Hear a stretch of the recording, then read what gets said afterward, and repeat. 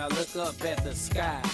Clouds take form of images that I recognize. I realize I'm hella high. Daydreaming behind the wheel, jeopardizing my 550, not the Beamer 525. That small shit, I get that to my young bitch. She just finished college, she's comfortably riding. You got one too, but you look cramped up inside it. Grumpy when you driving, when you see me, I be smiling, being quiet the whole time. I'm plotting on a ride. Curious kitten, smell a piff and asked me to try. She say she been a fan, always thought I was the flies. When trends got set, she knew who really was behind it. Her and her girls used to get in arguments about it. She took a swallow from the rosé bottle and said, Spiller, I've been riding for you, now I'm trying to ride you. It's mandatory, see that pussy, they hand it to me. I got no game, it's just some bitches understand my story. It's mandatory, see that pussy, they hand it to me. I got no game, it's just some bitches understand. It's mandatory, see that pussy, they hand it to me. I got no game, it's just some bitches understand my story. It's mandatory, see that pussy, they hand it to me. I got no game, it's just some bitches understand. And it's still a limit to a line. When you compare my women to each other, they similar and they different all at the same time. I got a complex mind, it take a lot to keep up with me. Made by made men, as a youngin' grew up a G capital. These lowercase niggas are scavengers. They settling for scraps while I'm 5-star restaurant eating away the jet lag. You at home awaiting the doggy bag. While your bitches go elsewhere they get poked. We be high as a motherfucker, she telling you that she don't smoke. Because I make her come, she don't wanna see me go. She digging me so much, now she standing in a hole while I download codes to GTA 4. Got your bitch locked like my condo door. Leave that like that, like that, like that. It's mandatory, see that pussy, they hand it to me. I got no game, it's just some bitches understand my story. It's mandatory, see that pussy, they hand it to me. I got no game, it's just some bitches understand. It's mandatory, see that pussy, they hand it to me. I got no game, it's just some bitches understand my story. It's mandatory, see that pussy, they hand it to me. I got no game, it's just some bitches understand.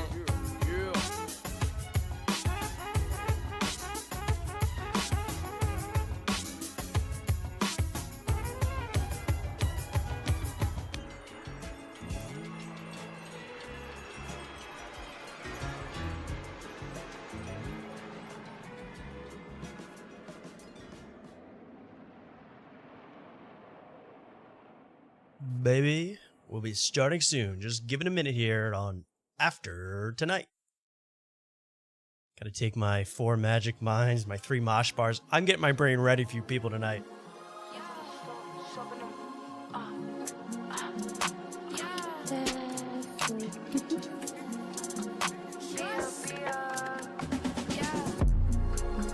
I'm in London, I like to go shop at the mall, shop at the Prada, shop at the store, shop in the drop and stop in Dior. Louis Vuitton, cover my toes, throwing my trousers, look at my bricks, these are my tennis, look at my shoes, look at my shoes. Chrome hot socks and sandals, man's outside in crocs and shambles.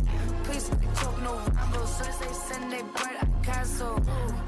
I like to tango, twisting and tangle, guessing the angles, up in the bank though, I got the same goals, you with the same hoes, I like the bankroll. Pricey, pricey, pricey, you wanna fuck cause I'm icy. Ain't never met no one like me, it's pretty funny how now they don't like me, innit? This ain't rented, straight from the plane I boarded. Maybe you can't afford it, I'm with my dogs, we out in shortage. Shortage, shortage, shortage, you got a shortage on your funds and I got a long clip on my guns. Sounds like fun, I got no shortage, I'm no bum. Reach for my pearls, then you done. Reach for the purses. Wearing designer, I'm in the future. I got a future, I'm in a new truck. I'm in the booth, yeah, drinking kombucha. Singing with Smiley, Kombucha. me highly. Tryna go Kylie, I wake up finally. Suffer in silence, waking up violent. Checking the finest, choosing the finest. That's the environment, I'm at the timing. I'm at the timings. AP, ooh, I'm checking my timing. Cleaning my watch, cleaning the top. Cleaning my drop, I got a drop. Kicking, dropping Nike. Very good check, they like me. Man tell me he like me, he wanna fuck me, very likely. Yes. Can't even honor it, man. I think that's true. Yeah. I'm in London, I like to go shop at the mall, shop at the Prada, shop at the store, shop in the drop and stop at Dior. Hey, nice call on the song. the chat. Let's start the show.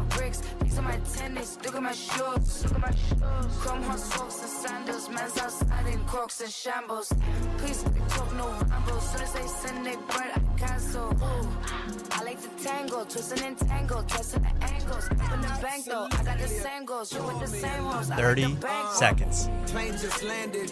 Heathrow, pop off the G4 stand. We see up, it's G-Code. We blow Not J. Cole. Volcanic. Please don't panic over my lingo. Both of my feet so planted. Go with and ring on my finger, but yet I'm still killing them single-handed. Drum on the gun like I'm Ringo. I'm in this bitch with no chain like I'm Django. We from the ends where they know that they can't go. She go both ways, so I'm tasting the rainbow. Yummy, they got no more bread, they're crummy. The same way that Bella was staring at Bree is the way that I stare at the money. I'm ready to risk it, all if I lift it, bet I won't miss it. You a statistic, thought shit was sweet till we popped up and popped up the top of your mystic. I go ballistic, hopped out the drop, got the drop on the up, now I'm opportunistic. I like the shop in the district, comping this, comping that, I'm proper capitalistic. Dreamer, running the game in my signature trainers. Balenciaga for joggers, I might just wear Crocs at the O2 Arena. Splendid, got no limits. Should have a tank on my pendant. Blokes going broke, trying to keep up with Cole, but I make it back soon as I spend it. Made back tinted.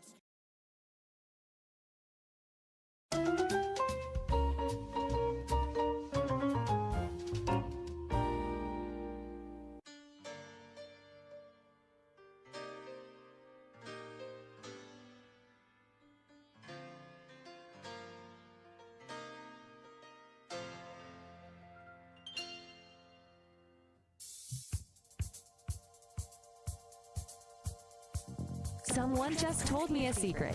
You're watching After Tonight. Hello, everybody, and welcome to After Tonight. My name is Tommy. Thank you for being here on another Wednesday night in America. Wow, what did I do this? I'm so excited to be here with you people.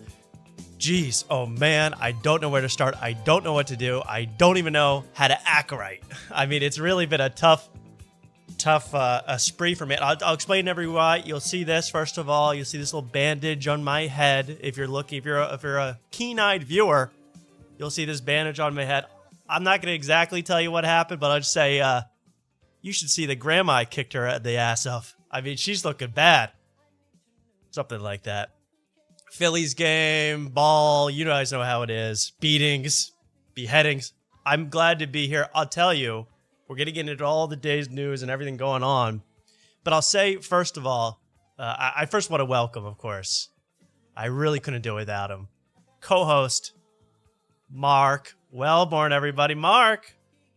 Hey, Tom. Or should I say Brian Westbrook? How you doing, bro? Yeah. The Go West, Birds. 1-0. Nova's own. Hard to go 1-0 in this league, bro. Hard to go 1-0 in this 1-0. league. You know what? The undefeated Eagles. Here's what I want to say, Mark. If anybody watched the show last night, and welcome to everybody in the chat, thank you so much for being here. It's going to be a really fun show. You know,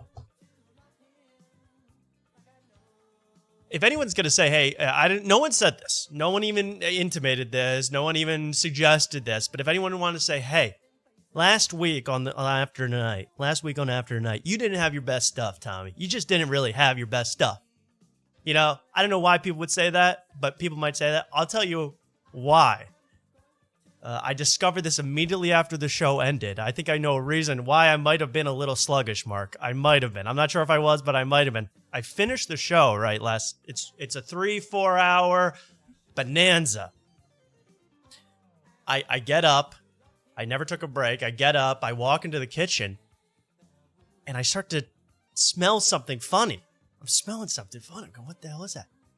The entire show, I had left my gas on my stove on. So I had a gas leak the entire show. Thank God I don't smoke cigarettes on this show. Could have been in conflagration inferno. I had total fumes in my head that entire show, Mark. Fumes. Wow. Oh my goodness. What a champion you are. I would have never guessed unless you, of course, smoked the cigarette. Right, I would never really. It's like, you know, after Tom Brady wins the 7th Super Bowl, he reveals torn hamstring the whole time. That's kind of what it was like. You know, I don't want to reveal Kurt Schilling, the bloody sock. I don't want to reveal these things unless I have to. I did the entire show. About an hour before the show, I made a delicious plate of ravioli, fresh cooked off the stove. Left the stove on. At least the flame went out. Just fumes flying up. I did this once before, actually. One other time I did this in the same place. Gas on overnight. Overnight, Mark. Yikes. 8 hours. Ooh. I got up. I went to do my morning ritual. Light the cigarette on the stove. And wouldn't you know it? Boom! Like Looney Tunes. So I was off that stove gas last show. I mean, I was high. It's the new magic mind, they're saying. It's the new magic mind. Inhaling stove gas. And that stove is not clean that often, I'll tell you that, Mark. It doesn't clean that often? I What don't do you clean. mean? I'm saying, who knows what burned off in the whole thing? Oh, I get what you're saying. You're not a good cleanly cook. I'm okay. You know, I'm okay with the stove. My oven, that's a see no evil, do no evil situation with the oven. The oven is a disaster zone. No, you don't look in there. You never look in the oven. I never understood the cleaning part. There's like a function on the oven where you clean it, but it just gets real hot. I never understood that. The cleaning function on the oven, you want to give yourself brain fog. You want to really destroy your nerves. Turn on the cleaning function on your oven. It sets itself to 5 hours and heats itself up for like 5 hours and just doesn't really clean it. I mean, I did it once as a mistake. I'll never do it again, cleaning the oven with the clean button. Doesn't clean a single thing. Just heats and gets hot and smelly for 4 hours, then turns off, much like my ex-wife. But really, I mean, the truth is, it was a bad situation with the stove, Mark. I'm lucky to be alive. I'm lucky to be here today. Yeah, I'm fortunate. I've always grown up. Every time I've cooked, I've always been in an electric, stovetop. Right. Always. Yeah, I don't mess with that gas. No, I mean I'm not bought by the it's Saudis, real. What's that, Mark? I'm a Tesla guy. I'm not bought by the Saudis. Oh, yeah, I'm a Tesla guy. You're charging your stove in one of the charging ports outside. You got you got to hook that thing up. I don't mind. Maybe I'll go to electric because I can't be trusted with gas. I cannot be trusted with gas. Now, smoking that gas, that's a different cheers. Nice. I just want to say one thing about Charlie Kirk before we go, because it's, a hot topic. Everybody's talking about it. I have nothing funny to say about the whole situation. I accidentally saw the video. How horrifying! Really, not a pleasant sight. Mark, did you see this? It's not funny. You wanna guess how I saw it? How? Okay, so I got a text from one of the sick ghouls, Otis, giving a suggestion for the show that you should spoof it. And he just said the shooting, and I was like, I had no idea what he was even talking about. And then like 3 minutes go by, and then I get the Google alert. And then I'm like, oh, I just got the Google alert. Now I know what you're talking about. And then he sent me the video, and I was like, Jesus Christ, I wasn't ready for that. Yeah, so it was bad. Yeah. I needed a cold kombucha after seeing that. I mean, really, Mark's about to crack open. Seriously. Oh, yeah. There's nothing really funny about it. I don't have any. If you're looking for, comedy about the whole situation, the guy that got shot in the neck today, if you're looking about comedy about that whole situation, please go to Twitter, go to Blue Sky. There's plenty of leftists with chronic fatigue syndrome making lazy jokes right now at the expense of Charlie Kirk. Please just go there. I really have nothing amusing to say about it. Especially the day it happens. I don't, I don't know. Maybe I'm a wimp for that. Maybe I'm sorry for that, Mark. But come on. I was just surprised how many people had opinions of him on my Instagram story. That's what I was a little surprised about too. Well, I can't even believe that there's people out there. I can't believe there's anybody that would actually take the man's life. I mean, but I can't believe there's so many people that are happy that he's not. I mean, he was at the absolute worst, an annoying right-wing commentator. He had no power. He didn't do anything. He just went to events and talked. So people celebrating, I mean, obviously they have no idea what they're doing. They're misguided in some way. And it's, I've been not shocked, but I've been like, wow, these people online, they don't wait a minute. And I don't see the gag, I guess. Yeah. Also, it had me thinking that I was like, oh, he could have potentially down the road been a presidential candidate. Yeah, maybe. I know he's only 31, so not the next election, but the following. I don't know. It seems again. Yeah, maybe that's. I don't know. This is now a Kirk free zone from now on. You know, if you liked him, if you hated him, I didn't mean that in an offensive way. Do your best, just to go somewhere and talk about it among your peers, because it's not going to happen here. That's an unfortunate situation in America today, and that's all I'll say. No jokes, nothing funny about that. And I just want to get past that so everyone can move on with their lives. Has anyone seen my shirt? Perhaps, I mean, to change the subject.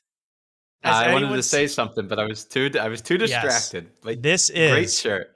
Thank you. This is the official merch of the Russian and Turkish bathhouse, where Kill Tony's Own, Tony Hinchcliffe, Ari Matty, and Jimmy Carr all attended. You can see a nude man being beaten with palm fronds on the shirt since 1892. I didn't think this would arrive. I thought it would arrive, maybe not in the best shape, maybe stained. I didn't know how it was going to come out. I didn't know, but now I'm welcome at this bathhouse at any time. Yeah, they have merch. They got a bunch of merch, and it's confusing to order. Very confusing to order. You select, It's like no ordering system you've ever seen, and you say, hey, do I want to wear the shirt in the regular room or the men's only special room? I said regular room. But this is the Russian bathhouse shirt made famous by the After Tonight video about the bathhouse. We all know it. Thank you. This is actually, I like the design of this shirt. It's a good looking shirt. There is a nude Turkish man on it, but hey, it's gonna, have to replace one of my other shirts with that on it. So we got a good look here. I wish you could see the whole thing. There you go, Mark. Yeah. That was that. I looked at the merch too when we were looking into this place. Sure. That was a shirt that really caught my eye, and I sent it to you, and you already had grabbed it. Now I'm jealous because I can't 35. I can't win. 35. Not rupees. Rubles. Rubles. Legend of Zelda rupees. It was like 199 of these. It was a good deal, but this is really what I want to talk about today. More bathhouse material. I want to talk about the video for 1 second that I had. We made. But can I ask another question about the shirt? Ask away. Because I really wanted that shirt, but I can't steal your vibe. But here's my question. It seems like one of those shirts that would come and it's like kind of scented like an oil or something. Did it have a scent to it, or was it just you think it would shirt? Reek of patchouli and various other odors? No, it's actually a clean. I mean, I believe it. I put it through the washer 3 times, but it's a clean shirt from a men's only bathhouse. I don't see what's so suspicious. No, it didn't smell. It looks good. I could see it looks like it stinks, doesn't it? But it really doesn't. Not that it would stink, but it would have some kind of scent, some like oil or something. I thought they would spray some nonsense on it, some Eastern European nonsense on it. But no, it's pretty clean. I love it. I don't know how I can go out and wear it. All I know is whenever I'm coming to Austin in a couple weeks there, Mark, I'm wearing this shirt out, hoping to run into Tony, hoping to run into Ari Matty, spark up a convo. Yeah, well, speaking of Austin, I got props tonight. I'm so excited for the show. I've got props for tonight. Oh, actual physical props. Physical props laid out over here. So anytime. But all right, we'll get to. Do you want? I mean, is there a big segment, or can we reveal one prop at a time? We could do a real quick one. Real quick. Tom. Let's do a first quick. This is called Mark's props. This bit. Speaking of you coming to Austin, I'm ready for you, Tom. I got a deal at Costco. I got new sheets. I got a new pillow for you. Wow. Yeah, that you and Luke will have to share together, but you guys can both fit on this. It's pretty big. That's very nice. I do wear a men's medium pajama if you're also shopping for that. I like to be comfortable at night. If it's on sale at Costco. What is that? Those are sheets? These are sheets. These are 400 thread count, 6-piece sheet set. Egyptian cotton. Is that from Costco? Yeah. From Costco, yeah. It's got the... I can't wait to be sleeping in those sheets. 400 thread counts. Right down at the wow, bottom. Egyptian cotton. Mark, you got me living like a king there. Luke, who frequently calls into the show, and I are coming to Austin in a couple of weeks. We're going to be staying on those beautiful sheets. Are we going to be on a couch of some sort? Are we going to be sleeping head to toe with you in bed? What's it going to be like? There's a couch, and I have a blow-up mattress that I haven't blown up yet, so that's going to be a fun gamble. Ooh, But it's that'd be brand fun. new. Will Yeah. Luke get on the blow up mattress or me? I mean, It's up to you guys. It's really we'll wrestle for it. We'll figure it in out. the sauna. Yeah. We'll wrestle Yeah, for it in yeah, the yeah. sauna over it. I want to go to the bathhouse in Austin too. Put that on your calendar. Well, I tried to look it up the one time, and it was non-existent. It was Yeah, like fake. the address is hidden. It's a very secretive Yeah. organization. I want to bring up one thing about we did a whole expose on the Russian Turkish bathhouses in New York City that Kill Tony goes to, Tony Hitchcock goes to, and Jimmy Carr goes to. I hope you watched it. It's on YouTube. It's very, very fun video. But I got one comment. I don't like singling out comment, but I got one comment. One hateful comment that I had to shout out. Not many hateful comments on this video, but one guy gave one that really made me smile, really made me laugh. So I even hearted this one. This guy says in the video, he says, they overshared, and ironically, you did too. Your wild discomfort with the male form suggests some uncomfortable truths for you. Blazer boy. Now, I started laughing on my head. Blazer boy, Mark. That's a good name. I thought that was a smoking term. 420 Blazer, Oh, I'll take it however they mean it. But I actually enjoyed the nickname Blazer Boy. If I had to have an annoying nickname that I hated, Blazer Boy is not bad. So, Uncle Blazer Boy. And yes, this guy actually nailed it. Suggests some I do have a wild discomfort with the male form. He's absolutely right. I hate everything about the male form. Really. I hate my own body. I hate every other guy's body. I don't want to look at any guy's body. And if that makes me uncomfortable truth about me, that's fine. Everything. Have you ever seen the average male naked in a bathhouse steam room? It's not. It's not a marble statue. And even if it was, well, now I'm fantasizing. I got to stop. But that's a very interesting thing about the Blazer Boy. Oh, Tom, I found a bathhouse. Bathe. Oh, in Austin. Bathe Austin. Yeah. Bathe Austin. Uh-oh. Bathe. And who's Austin? Bathhouse plus wellness social club. Ooh. Okay. Well, nail down those men's only hours, and we're there, Mark. Because I want to have. Okay. I don't want any ladies being a wet blanket over this. Yeah, I'll look into it. I didn't realize it's like you really only have one day, like one full day in Austin. We got to make the most of it. We got to make the most of this day. I want to do everything. I want to see the bats. Yeah. I want to see the bodies in the water. I want to see. Right. I want to see Tony Hitchcock riding in a rickshaw. I want to see it all. Mm-hmm. These are all real things that happened in Austin. I want to see the new logo of Austin. Can we get to that? Yeah. Is this a big controversy in Austin? The Huge. Redesign of the logo? Huge. It's been eaten up. Everybody makes it. Every post on the Austin Reddit, they post about something, and somebody makes a joke about it. Relates it back to it. Let's go through people that haven't seen this. I want to show the logos of Austin. Just changed its official logo. Streamlined, sweet, new, and I think it's perfect. I'll tell you why. Here's the old one. The old stodgy one. The city of Austin. You can see there's some kind of obviously honoring the movie Aladdin there with the lamp. Robin Williams, Orthodox cross for some reason. I think it's a beautiful, I would call that an old school retro logo, Mark. Nice logo. Not much to say. Yeah. Then here's what they decided to come out with as the redesigned logo of the city of Austin. I mean, it's a little too, the panty. I get there's a lot of podcasters, but the panties in the mouth logo with Lemaire Lee, Mark? Are they crazy? It was put to a vote. They won. They won. They are good. Style vote. They are good. I see this logo, I get creeped out. When I see this logo, it creeps me out. The panties in the mouth logo. Yeah, I don't look for the logo. I don't look at logos. But here we go with the actual logo. Kind of looks like, moderately sized transportation commission logo. It doesn't. This does not say comedy capital of the world on it. What the hell? No, it's a. It looks like it would be the utility company of Austin, since it's like green for sewer and blue for water.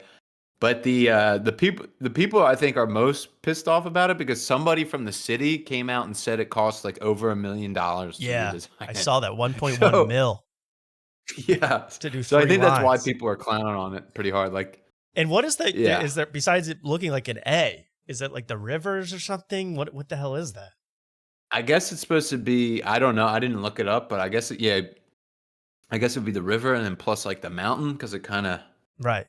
or not the mountain, but like it's hill country, so it's like hillish. I guess. Right. I don't know. If that's the river, That's then I fine. think right at the top there should be a little blob where they're doing a on the river Diplo festival. That's where that should be because that's the kind of crap that goes on in Austin. Diplo on the water. That's what I see in Austin. That's all Wow. I see in Austin. And you have gone fishing with David Lucas on the Of water. course, no, that should That's be a- right on the edge. It should be him Yeah. and Heidi from Kiltony right on the edge. That beautiful, beautiful lake. I love it. Yeah. Well, that's terrible. I think that's terrible. Adam Friedland's new font is also serifed. Yeah, I saw he had a new font for his logo. I've been very interested in that, actually, the Adam Friedland show. Stealing logo inspirations all over the place. Well, I'm not a fan, Mark. I hope I don't want any merch like this when I get to Austin. I probably want plenty of Austin merch, but none of this. Yeah. You can grab Mothership merch. They can let you in anytime and buy you know their who's merch. there that weekend that we're there is Sam Talent. Oh. Ooh, so Okay. I don't want to. I don't. No offense, Sam. I don't personally want to see a Sam Talent show. Yeah. But I would like to meet the man, shake his hand, invite him on after tonight. You know, do the whole schmoozing in Mitzi's at the bar. I want to go to Mitzi's, the most exclusive Yes. bar in the country. Mitzi. I've actually never drank in there. So yeah, that'd be a fun We can try. check mark. We can try. Oh, I go, you know who I am? I've been on this show. I've done this open mic 3 And times. Red Pretty Band big knows deal us. here. Red Band follow Red us. Band. I mean, what else is there to say? Well, I'm excited. I want to meet Sam Talent. I want to meet Red Band. I want to meet Yoni. No, the former producer. No, but I want to meet Lemaire Lee, Andy Malafarina. I mean, Lucas McCrae, Tony Pepperoni. I mean, I want to meet all these people, Mark. Oh yeah. Oh yeah. Okay. The back of the creek is where everybody hangs out. So we'll go in there. Oh, I'll sick. show you how it is. That's Yeah. what I want. I It'll want be the fun. total Austin comic vibe. I just want to feel the vibe. I want to live in it for a day. Oh yeah. Yeah. Okay. I get it. Okay. That's good. Hey, another update, and then we'll really get into the business. I'm sorry. I sent out the After Tonight stickers today. The After Tonight stickers are in the mail. They're on their way to you. Please enjoy them, even you greedy bastards overseas. We even sent it out to you. No, but this was an interesting process sending these. Maybe I'll talk a little bit about the mailing process later. I know that's what everyone's tuning in for. Post it. Is there a Post office. tariff? Is there a tariff sending your stickers overseas? Well, yeah, but I don't pay the tariff. All you people, you will not be able to receive the package until you make a $55 deposit at the post office of your local currency. Of course. Trump's not letting you get anything for free these days, not even a damn sticker. So please, if you want the things on the Discord, it's on the Instagram. If you want a sticker, you haven't gotten one yet, order them now. I'll send them out to you until they're gone. It's a gift. You'll love it. It's from me to you. It's free. It's really all I have to say about that. And in return, you know, I was reading a lot of news about Jeffrey Epstein this week. Just, you know, they released a whole trove of information about Jeffrey Epstein. And I never really thought I'd say that I got jealous of the guy. But I saw that for his 50th birthday, all his buddies made him a big birthday book. Now, I'm saying to myself, where's my book, Mark? I want a birthday book. Now, I'm not an got a international birthday book. pedophile, but I want a birthday book. I know. I mean, I'm right there with you. Okay, so you'll work on that? Well, I mean, I think my birthday is before yours, so Yeah, but I asked for the birthday book first, so you're getting a okay. sticker this year. I want a book. Okay. Okay. Um, Okay. here's the thing.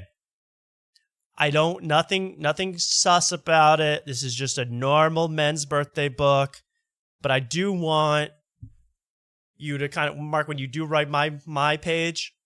I want you to put it inside of a lady silhouette, and then I want you to write like, "Now, Tommy, I know we share a secret that we can never tell anybody about, but that's what makes us so special. Love, Mark." Something like that. I don't know. Make it up yourself, but something very suspicious that in 40 years can ruin me completely and you. Yeah, and I can't wait. I can really get I think I can get my signature real close to one another, and it'll look like pubic hair. I think Yes, I can nail it. I want Yeah, pubic hair, but yeah. I want, way too much. So I want a big signature. Yeah. Oh yeah, I'll spread it out. I'll put my middle name in there and These ladies everything. are drawing I don't want anybody getting, any thought. These ladies are drawing are 60 plus. I mean, they are old. There's nothing suspicious about it. These are old women. But yeah, The I breast will want be to. giant U's for the. Yeah, exactly. Really big. Yeah, I don't want anybody saying anything, but I don't know. I saw a lot of not just the Trump one, but I was looking at all the other birthday book pictures, and I'm like, these guys really were friends. I don't have any friends that would make this kind of effort for me. Draw me getting massages from ladies, and that wouldn't happen. Not Luke wouldn't do that for me. Yeah. Well. I think I might have to. By the way, I'm going to Austin with Luke at the same flight. I'm worried he's going to ask me to sit next to him. Oh, he's going to be one of those annoying people where he has to ask. It's like, oh, can I sit next to my friend? They're going to think you guys are a gay couple. Yeah, Yeah. I might have Can to. I We sit might next- just have to say we're gay to sit next to each other. If there's. Yeah. This is my newlywed gay husband. Please come over and let me sit This is our next to him. honeymoon. But I Austin, we're having know a for a fact, comedy 'cause honeymoon. I know for a fact what's going to happen. Our comedy honeymoon. This is exactly what's going to happen. Because Luke's a bigger guy. I mean, he's like 6'12". I don't know how the hell tall, but he's gigantic. And he's not exactly a stick. So I know exactly what's going to happen. He's going to say, "Hey, Tom, can I sit next to you?" I'm going to be too guilty. And I'm going to say, "Oh, yeah, that's fine." Because I will. I'm a friend. I'll do a birthday book when Luke turns 50. I'll be a nice guy. I'll sit next to him, but I have a pretty good seat in the window seat right now Yeah. with nobody next to me currently when I last checked. And I told Luke where I was, so either he booked that seat or he booked another seat. And then I know I'm going to end up sitting in the middle, even though I bought a window seat, Mark. I know it. I can feel it. Because Luke, Well, I'm not, Luke, I want Luke to call in and respond to this, but can Luke comfortably sit in the middle seat? I don't even know. I don't think he'll be able to comfortably sit anywhere if he's afraid No, of I mean, the flying. seats- Like, I don't think there's a good spot for him. And I blame that on the airline industry, not on Luke. yeah, yeah. But No, so I know what's gonna happen. I'm gonna be smushed. There's gonna be Joe DeRosa to my left coming to Austin, and Luke smushing me on my right. Luke will be white knuckling those Oh, yeah. armrests. No, he'll crush all the bones in my hand, probably squeezing my hand too tight. I'm gonna be like Lenny and of Mice and Men. I'm gonna be crushed. I'm serious, and I'm not saying this. Please, Luke, call in. I want to hear about this, but that's a nerve-wracking thing, isn't it, Luke, Mark? I'm nervous about the flight now. Yeah, yeah. Well, see if you're flying American. I'm flying Southwest tomorrow, and I think it's still where you could sit wherever, which I like. I kind of like that. Yeah, but I've on never the way- done. I've never been on. What? We can't talk flights. We cannot talk airplane. Yeah, travel. yeah, I'm yeah. so What are we sorry, doing? everybody. Sorry. But it will be an interesting Sorry. flight because I know that he's gonna grab something on me that my hand, my shoulder, my arm. I gotta do strength and conditioning today to get ready. Yeah. Wow. Yeah, yeah. Anyway, I'm glad he's coming though. I'm really glad Luke's coming. I was worried he wasn't even going to show, so I'm glad he's coming. It'll be a fun time in Mark's apartment. Oh yeah. Oh yeah. Oh yeah. I gotta clean this place, but It looks spotless there. Just set us up right there. yeah, right here. I'll sleep in the corner of your bedroom like a dog. I don't know. I'm fine. Just put me in a little cushion. Okay. Oh God, there's so much to do. Other things to do. I guess I should show something. I don't want to talk this whole time. I got a lot to say about the NFL, which just started. The NFL, which I've been completely turned off to from opening week. I mean, you had the one great game. Okay. On Sunday night. The rest, I thought it was all junk. I mean, how low rent? We're getting guys spitting at each other. I mean, this is getting real low rent here. Not to mention, I'll get to it later, but the YouTube TV game, I almost quit football forever. The Friday night game, the Chiefs game, that's like, I realized my problem with the NFL, and we're going to get to that in a little bit. But first, I've been really trying hard to get Ben Avery of Lemon Party and formerly of the Tim Dillon Show on this show. He's agreed to come on. We're working out a date. Unfortunately, I saw on Twitter, Ben posted that he is not feeling well, had to go to the hospital yesterday. I really hope he's doing better. I don't know if he's doing his show right now, but I hope he's doing better. I wished him well. And so he's not going to be on until he gets better and we figure that all out. Prayers up to Ben Avery, please. But I was lucky enough to do a little workaround, Mark, and I got us an exclusive interview with star of one of the stars, I would say, of the Fast and Furious franchise, Tyrese Gibson, R&B singer, actor, Tyrese Gibson. Tyrese, oh wait, do I got him here? Oh, he's here. He's here right now. Okay, Tyrese. And he's only coming on, I should say, Mark, he's only coming on to promote his new album. He's got a new album, so we really got to promote that, okay? Okay. All right. Hey, Tyrese, you there? Tyrese. Oh, hey, man. You looking good. Okay, wait, Tyrese. Hey, Tyrese, what's up with your new album, man? Hey, Tyrese, you there? Tyrese.tv. It's the only place in the world you can get it. Right. I don't have a record deal. When I say I'm independent, I curse these people out. The people that's been working on this album, they got cursed all the way out. Oh, why are you whispering? Fans, they ordered the album. Why is it taking so long for y'all to finish it? You They're okay? complaining. They're asking for refunds. And guess what? What? I would have got my refund too. So for everybody that ordered Beautiful Pain, Oh, I love that album. Beautiful Pain. Tyrese.tv. Tyrese.tv. I ordered this myself. I was like, nah, I don't believe it. They like, oh, it just came in. Tyrese, can I get a word in? I do have a question about the newest Fast. Website, and I paid. And instead of me ordering 5 and 10 just to put it to the test, I ordered. Is the next Fast and Furious going to be in space? Yes or no? And it's here. All right. Well, he's got his own thing going on. We'll get back to Tyrese in a little bit. Okay, Tyrese, keep. That's a beautiful album. Okay. All right, we're gonna get back to him in a little bit. I'm sorry, Tyrese Gibson, everybody. Here, how about this? Would you like us like to watch? Name of the album?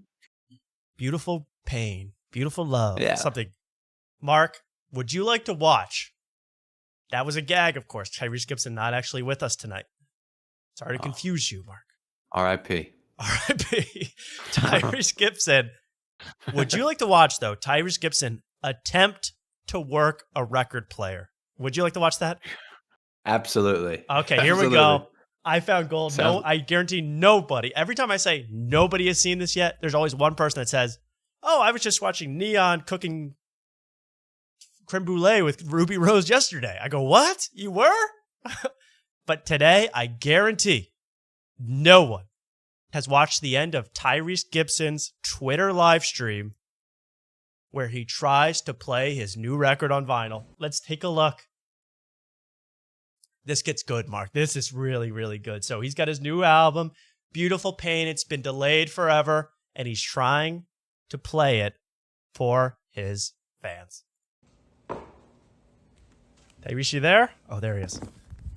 Okay, so there's the record. Okay. How do you turn this record player on? Okay, so this is his house.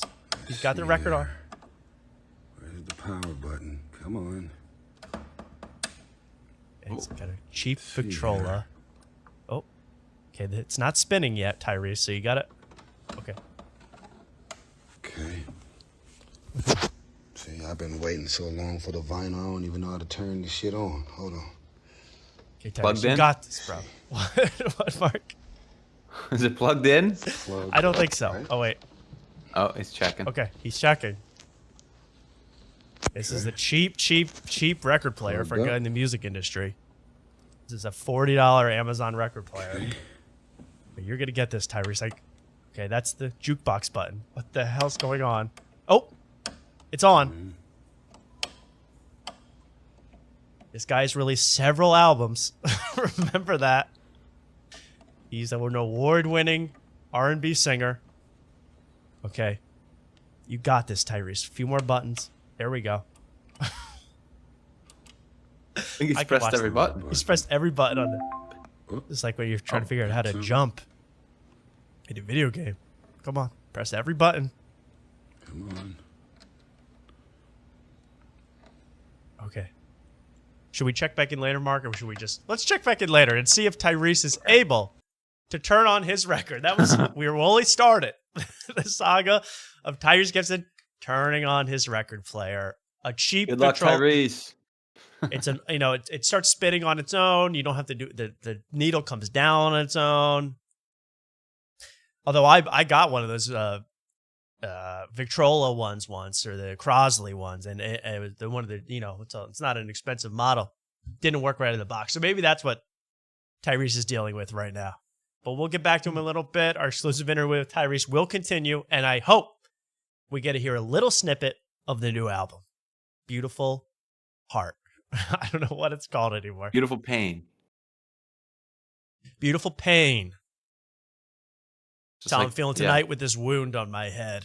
Actually, though, this is just covering an unsightly. I think it's an ingrown hair, but no one needs to look at that all night. No one needs to look at that all night, Mark. You're welcome. You're welcome. Thank you. You're welcome. Yeah, it looks like you got stitches, but no. No, very just not the- even. Doesn't hurt. Doesn't even. I feel like that's respecting the audience, though. No one looks at a big old pimple on, and I don't have any makeup concealer on me, so Yeah, fair. Yeah. Not yet. Not until we get the budget for some. yeah. Once we get my makeup girl in here, my stylist, my makeup girl, it's gonna be hot. The show's gonna be hot. Absolutely. What else did I mess? I messed up something else. Oh, I did. You know, I've been talking about the Saudi Arabia Comedy Festival forever. And I've been saying, hey, I'm going to call the festival and see what they're up to. I called the festival. I spoke to a woman in Saudi Arabia. And I recorded the whole thing. But I didn't unmute my mic. So the entire thing is just her responses, me on mute. Very embarrassing for a professional like me.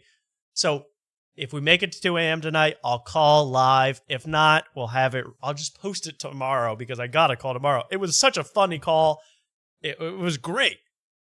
But then I realized, editing it today, nothing. Zip, nada, zero.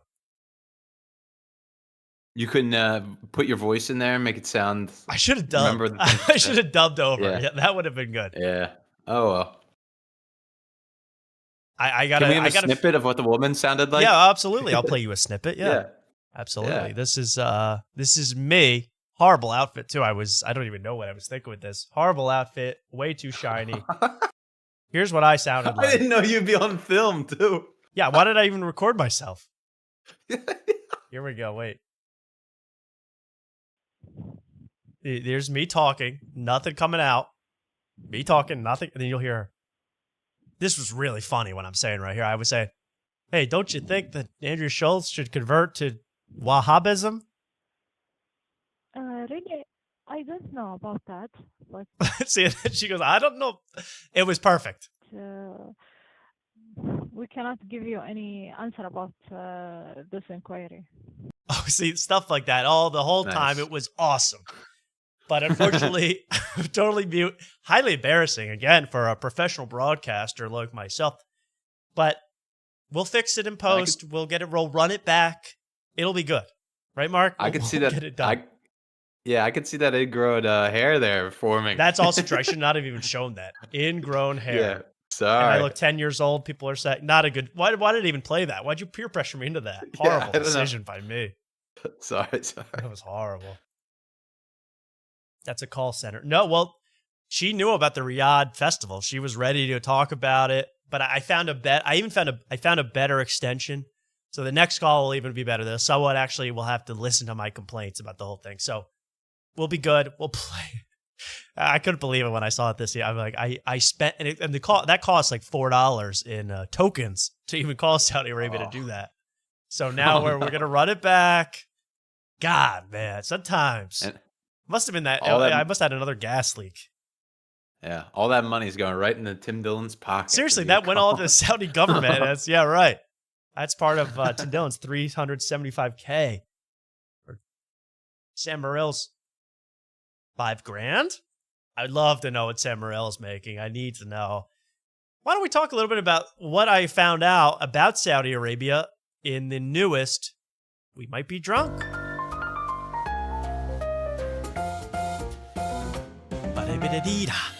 Yeah, that's right, Mark. We Might Be Drunk. I had to watch this one because it was Mark. Harlan Williams on the show and stopping by the new Tom Segura and Burt Kreischer. It was Chris DiStefano and Stavi Baby coming in hot. So they talked Saudi Arabia. Stavros, first comedian I have seen to even pretend to call these people out about Saudi Arabia and how lame it is that they're going. You know, this is the Riyadh Comedy Festival. It's going on, I think, in a couple weeks in Saudi Arabia. All the comics you know are going to be there. Dave Chappelle, Bill Burr, Mark Norman, Sam Morril, a bunch of people like that. Well, they haven't been revealing much about it. And finally they did. There were about two things. I want to first show, I guess, Stavi Babies is the most interesting, but we'll start with this one while I try to find the other time here. Here's them reading their dates, and Saudi Arabia comes up. And we're going to focus on how poorly Sam Morril was treating Harlan Williams throughout this whole show. Really upsetting. I like Harlan Williams. I think he's funny. I don't know how you could be a professional comedian and not at least get Harlan Williams, play along with Harlan Williams. It seems like the only thing you have to do as a comedian is just yes and Harlan Williams. He'll do the rest. It's pretty easy. Well, not if you're going to act like a New York joik. So we're going to get into that in a little bit. But first, a little Saudi talk, because this is important, Mark. Very important stuff. Podcast. We've said it a million times, but like I don't think I could put together a Fallon set right now. Oh, this is good. First, Sam Morril saying, I don't know if I could put together a Fallon set. We've said it a million times, but like I Jimmy don't Fallon. think I could put together a Fallon set right now. Yeah. I could put together a set for Saudi Arabia, but not for Fallon. That's hilarious. Don't look at Mark Shorts. Please do not look below the belt at Mark Norman. That's not something. That's way too short. But that's pretty funny that Sam Morril. Sam, you couldn't. It's the same exact act you'd have to do in both places, but Jimmy Fallon isn't offering you hundreds of thousands to launder his image and make him look better because he has slaves. So that's why you have a set ready for Saudi Arabia. Mark, what do you think? Yeah, no, I was totally confused by what he said because it's like, wouldn't Saudi Arabia have more restrictions than late night television in America? But Obviously, yeah. I mean, you are allowed to say that you're a Christian on Jimmy Fallon. I don't think you're allowed to say that in Saudi Arabia. You know, I was looking into Saudi Arabia religious practices. You know, if you're another religion, if you aren't of the Muslim faith or the correct sect of the Muslim faith, you're not allowed to practice your religion. There's no freedom of religion. They are currently in 2025 raiding people's homes that are privately practicing any sort of other religion. So Andrew Schultz and Akash and all these people that are into new religions now, what are you guys going to say? Okay. Mark, that's just another thing that I know they can't even touch on religion. So it's pretty crazy. No, eventually they got to the root of it where he was like, well, it's like I have more to lose from late night than I do to gain from it. Which that's true. Then he came out with the truth there. Right, that's the truth. That's the truth. But no, he did it as like, oh, I can't come up with a set. And it's like, no, you could do it. You could do a set. It's like you just don't want to bomb on late night, and then everybody sees it. But you can nobody bomb in Saudi Arabia, but you're getting the money. Yeah, I'm getting a fat check, and nobody will see it. Yeah, exactly. Here, well, first of all, Stavi Baby and Krista Stefano, who I don't know why they're here. They seem to be a package deal nowadays. They come in to, first of all, I don't know. Harlan Williams doesn't know these guys. He's a little freaked out by these guys, but they're going to announce some of their tour dates for some reason. Since we're here, because really, who can't, if you have 5 seconds on a podcast, you better say dates and locations, or else you're missing out on precious money. So here's Stavi Baby. Leading alcoholic. But this is important because Stavi Baby is finally going to call them out a little bit. Whether you like him or not, he's going to call them out a little bit for this Saudi Arabia stuff. I could. I have my own vices. Since we're here, London, September 7th. Oh, there you go. I have the second show. Got to sell that. Hell yeah, dude. Yeah. We're at the Shepherd's Bush Empire. Oh, I'm doing that in October. Yeah, it's a good one. That's a good show. It's a good one. All right. London. London, Connecticut. London, Ontario. London, Ontario, and then I'll be Chicago, September 5th, and then September 11th, theater at MSG, and then September 27th, Saudi Arabia with. Oh, you fucking piece of shit. You're all fucking pieces of shit. In a stone Sam. Yeah. Oh, come on. Jessica Kirsten's getting it first. Right? What the hell? He's not leaving. Hilarious, guys. Because you are going to a country where they kill Jewish people. They kill lesbians. They kill gay people. They kill people whose shorts are too short in the street. So watch out, Mark Normand. The very funny, guys, if you're not going there to take the government's money, who's don't, I hate to get on a soapbox about this, but it's just funny that they think it's so cool to make jokes. I guess Tim Dillon can do it because Tim Dillon has no morals. Tim Dillon will do anything for anybody. So fine, Tim Dillon gets a pass because he is who he is, but the rest of these guys who pretend to care, it's a little wacky. I'll tell you that. Oh, fuck. It's going to be hard to do crowd work with that burqa. All the people cleaning your sheets are just Filipino slaves. Exactly. They're doing it too, right? I am. Yeah, that's what I'm saying. October 8th. I figured the 7th would have been in poor taste, so I'm doing the 8th. What? Jesus, it takes place on October 7th. You guys are in Riyadh on October 7th. I realize that. I'm on the 8th. I'm there on the 8th. Oh, my God. But it's going. Harland. Thank you, Harland. I don't know what Harland's thinking, but I agree with him 1,000%. Well, he is thinking. Look at his shirt. Look at the shirt. Perfect. Buffering, processing. He's got, he put down his game to be here, Harland Williams, and he's going to listen. And he knows, believe me. He knows what these guys are doing, and I don't know. Harland Williams is like crowdfunding for his movie that he's shooting in 2 weeks, and it seems like chaos and pain and hell.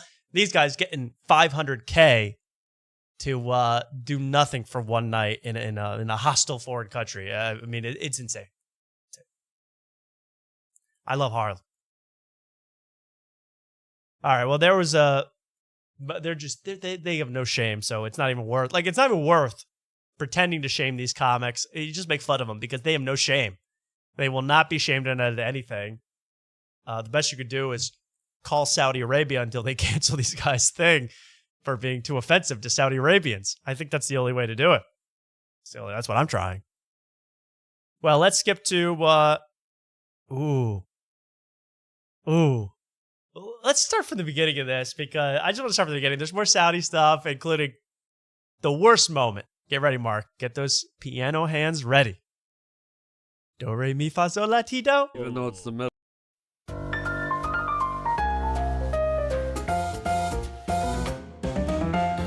What do you got here? Mountain Dew and hot chocolate. Mountain Dew. Okay. We got Ready Whip. What are you, Bart Simpson? I always want to be ready, and I got Swiss Miss hot chocolate. Okay, so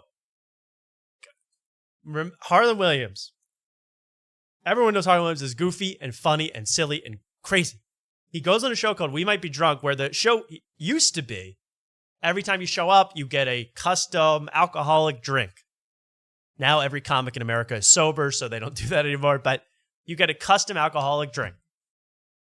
So brilliant Harlan Williams decides, probably late August, early September in New York City, it's 85 degrees, it's 11 a.m., to bring in a Swiss Miss cup of cocoa with tons of whipped cream on it.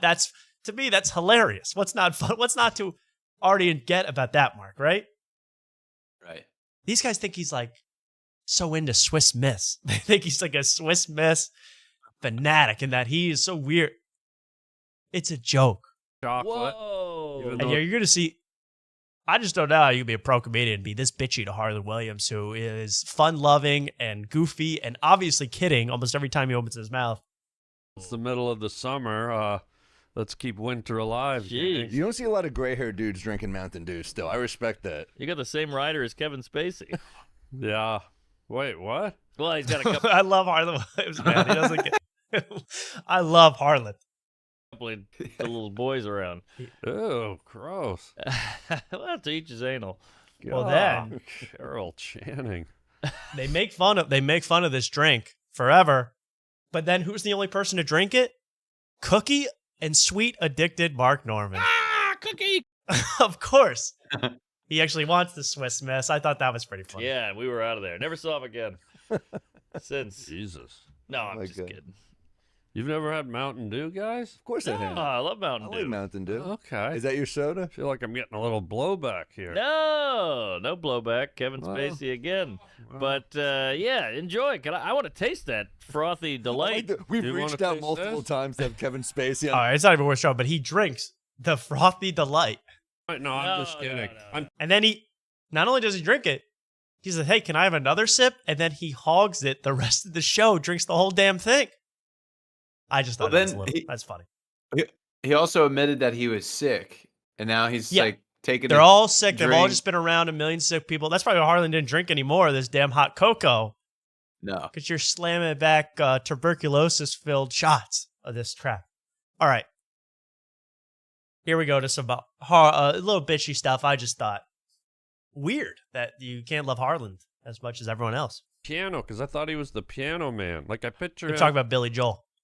With a leather jacket on, like sitting behind a piano stool and a Wurlitzer or whatever it is and rolling down the highway, like at 90 with the wind in his hair and a dragonfly on his big, bulgy Garfield the cat, rolly eyes. No, he's 5'5". He's 55? Well, I think he's older than that. Harlan, you're not a great listener. Just me? The funniest joke on that entire show all day was he's 5'5". He's only 55. Funniest joke of the whole episode. And Sam Morril. That annoyed me, Mark. All this stuff. It was like that the whole episode. Yeah. Well, then there was a point where I had to turn it off. It was around 15 minutes. So I was like, "Oh, are you talking about the bottle? The bottle? Oh, the bottle. Let's get to the bottle. That was just to show gosh. you, hey, they're being bitchy to Harlan Williams, who's just trying to have fun. The bottle here, I guess, I don't know what happened, but they get like the producer and they get desperate for something funny because I don't know. This is one of the weirder moves I've ever seen pulled. Oh, whoa. Well, you could use that on Gutfeld. Whoa, too soon. he just did Fallon. Did you see that? Yeah, what did you think? Did you like it? I mean, I don't really watch late night anymore because I'm always running around on stage Bad or whatever. idea. You got to be watching late night in 2025. The remaining two shows. The president loves it. There's like 3 late night shows left, but you got to be watching Gutfeld. Where else are you going to see Tyler Fisher? Oh, wait. Where else are you going to see Jeff Dye than on Gutfeld? Tell me. But they were old bar drinking buddies, so they got along really well. Oh, wow. That's good. I love that. Yeah. Watch this. Oh, here we go. I see what's going on here. Wow. I see what's going on. So the terrible acting, they bring in a very, very obvious fake smash bottle. You might remember it from the Eric Andre episode if you're a keen watcher of We Might Be Drunk. Out here, real smooth. Fake bottle. Watch Very this. smooth. What is it? Watch. It's a fake bottle. They're gonna try to smash it as a joke to scare Harlan Williams to, be a part of the goofiness. Watch how awkward this is. Like, come on, guys. Come on, guys. That's all I want. I want to shake these guys. Come on. Just the soda. Bottle of beer. Oh. Soda. How about these tariffs? Whoa, what about them? There's a new tariff in town. Whoa, I shot the tariff. But not the deputy. Whoa. God damn it. Oh, wow. Man. Oh, that went down the back of the shirt there. So you just got some shards in Harlan's hair. I mean, no one. This is one of the weirdest scenes in a podcast I've ever seen.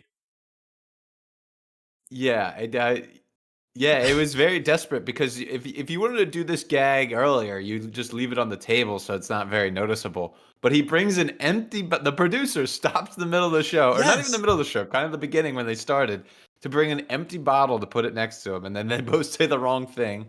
Right. And it's like, they don't even let time go by to forget about it. No, it's just horrible. No, it is so low effort. I mean, I couldn't. And then Mark Norman's gagged, to get Harlan off the staring at the obviously fake bottle.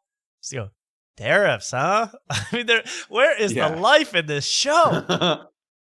Yeah. Well, the other thing is I'm thinking about somebody may have mentioned this is they don't even drink anymore. It used to be We Might Be Drunk. There used to be the beer Jew or whatever that would make the drinks and over-explain the drinks.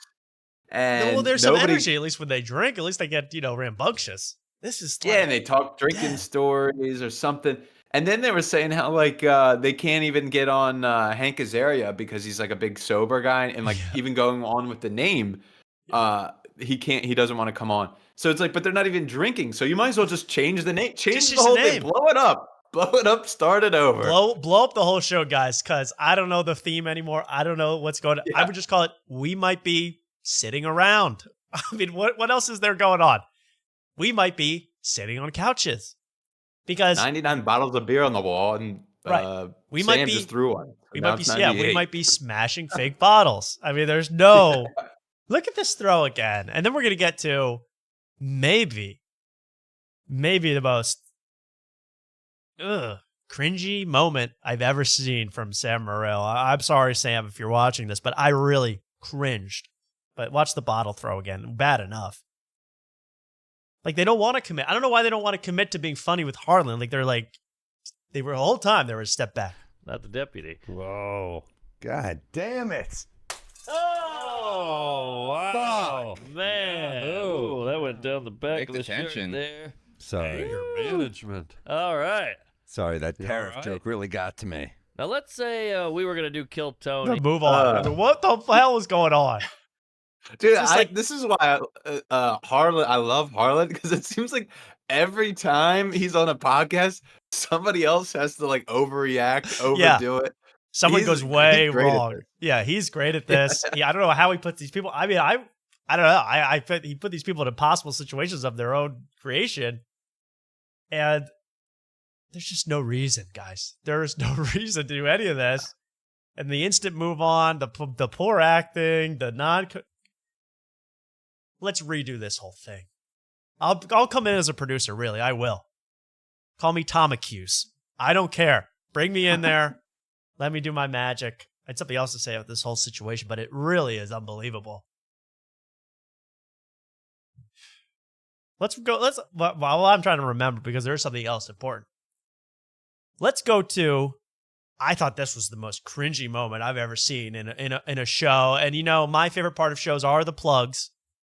Are the ads and the plugs. And this plug by Sam Morril, it gave me the heebie-jeebies. I'm not even kidding. I sent this to Mark. I said, Mark, this is hard to watch. Send it to Luke too. You sent it in the me and Luke group chat. Because I said everyone needs to see this. Okay, they're reading their dates, and Sam Morril's going to say, "Hey, I got asked to be on Open for Shane Gillis." That's all you need to know. Listen to the way he presents this fact. Yeah. Tonight. I got to go to Long Island. But yes. The way the shirt's sitting on Harlan right now just says I'm chinking. Yeah, wait, And now, you can't even say that. Now Yeah, Shane Gillis will come up. yeah, Shane Gillis, come on down. Yeah, Yeah, that does look pretty bad, actually. I could get reported for that one. Oh God. Yeah. Well, maybe tonight. Yeah. Tonight. I gotta go to Long Island, but I'm here all weekend. If you are, Yeah, I might do something Friday. So. Friday, I'll set you up with something. Okay, I'm sorry. I got to rewind one more time. I hate doing this. You should not be able to see when a podcaster shorts when the dark meat turns to white meat. You know what I mean? You shouldn't see where the tan turns to white. That's my only rule. That's my new rule I just invented. If I can see the tan turn to bare white, you're showing too much skin. Comedian podcaster. That's just the truth. I like my comedians with some dark meat. I don't need that light meat crap. All right. Shane Gillis, talk. Listen. If you are. Yeah, I might do something Friday. So. Friday, I'll set you up with something. Yeah. Okay, we'll get you. I'm going to set you up just so I can watch. I'm with old Shane Gillis this weekend. I'm doing a couple of his dates. Oh, what cities? Grand Rapids and Detroit. Hell yeah, that's a fun time. I had an open weekend. He hit me up. I was like, why the fuck? Why the hell not? Make some money doing a I'm gonna go to bed, and I'll see you guys tomorrow. That was wow, baby. It's been a while for her. This is Hawk Tua, everybody. My Hawk meme coin is live. So her last words on Earth. She perished into a well at that moment. My Hawk meme coin is live. But here's the thing. I don't even have to explain it. Hey, man. Shane asked me to do it. I said, why the fuck not? I'm free. Oh, you said, I guess I'll do an arena. Why the hell not? What cities? Grand Rapids and Detroit. Hell yeah, that's a fun time. I had an open weekend. He hit me up. I was like, why the fuck? Why the hell not? Make some money, do an arena, have a drink. YOLO. It's gonna be a great hey, man, why? I mean, really, yeah. You only get paid $30,000 to do 10 minutes of stand-up once in a lifetime. So I decided to do it. You know what? Why the hell not? Cool. Well, but I like that. Yeah. I like how they're talking about this weekend and nobody asks, where will you be? He just brings it back. He brings it up out of nowhere. I'll be with Shane. Yeah, it wasn't even his part of the plugs. He was dying to say, I'm going with Shane. Grand Rapids, Michigan. How did that go? Which says, I can't stop looking at this shirt. I agree. Now that's the main focus now of this show. Sorry. And here's the final thing. I was like, why the fuck? Why the hell not? Why the fuck not? I'll open for the biggest comedian in the world. Why not? Like, I'm bored. I got nothing up. Yeah. Yeah. Act like you've done it before, like Guard Dog or I'm Easy. Yeah. Nate Marshall doesn't even act this way when he gets an arena gig. All right. Yeah. You know, John Del Colo is more chill when he gets booked for a Bud Light ad than you. Here's the final one. I just think I left one comment this week and We Might Be Drunk. I just said, hey, if you're traveling to a place overseas, getting paid hundreds of thousands of dollars to go to a religious fundamentalist slave state so you can help their image, shouldn't you be at least able to get the name of the place correct? Here's Sam Morril saying the city Riyadh. That's all. I'm on a Sam Morril thing tonight. Chicago Theater, October 4th. Holy shit. That's Winnipeg, October 5th. Then I got Riyadh, Saudi Arabia, baby. Let's go. Holy Barcelona. Riyadh. They're gonna stone him just for that. Yeah, you could be killed for that alone. That's disrespect. That's probably the name of some prophet we don't even know about that you just blasphemed. I'm sending that to the Riyadh Comedy Festival WeBook.com authorities. You're going to be in big trouble. Riyadh. So he's going to Riyadh. Sam Morril officially an arena act. An arena act. So we are jealous haters, though. I have to say that. It's true. Also, did you notice we kind of you may have clicked by it, but they're doing ads now for certain comedians. Like comedians they did Jeff doing Ross. Plugs. Yeah. Yeah, they had a Jeff Ross ad. I don't know anything about that. Maybe I just they're buddies with Jeff Ross.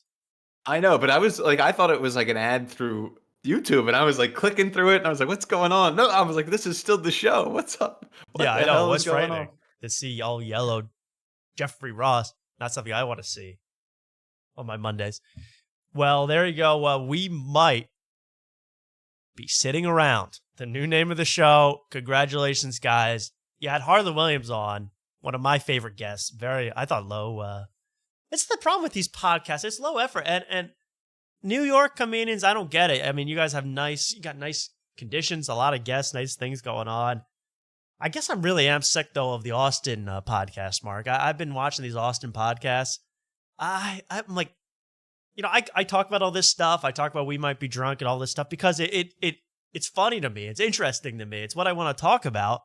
When I watch these Austin, I'm watching the Tim Butterly show. I've been watching the Matt and Shane. I've been watching PITM. I haven't, but the panties in the mouth. Yeah. Took me a second. I'm watching these shows. They're all like half of them are shot outdoors. Okay.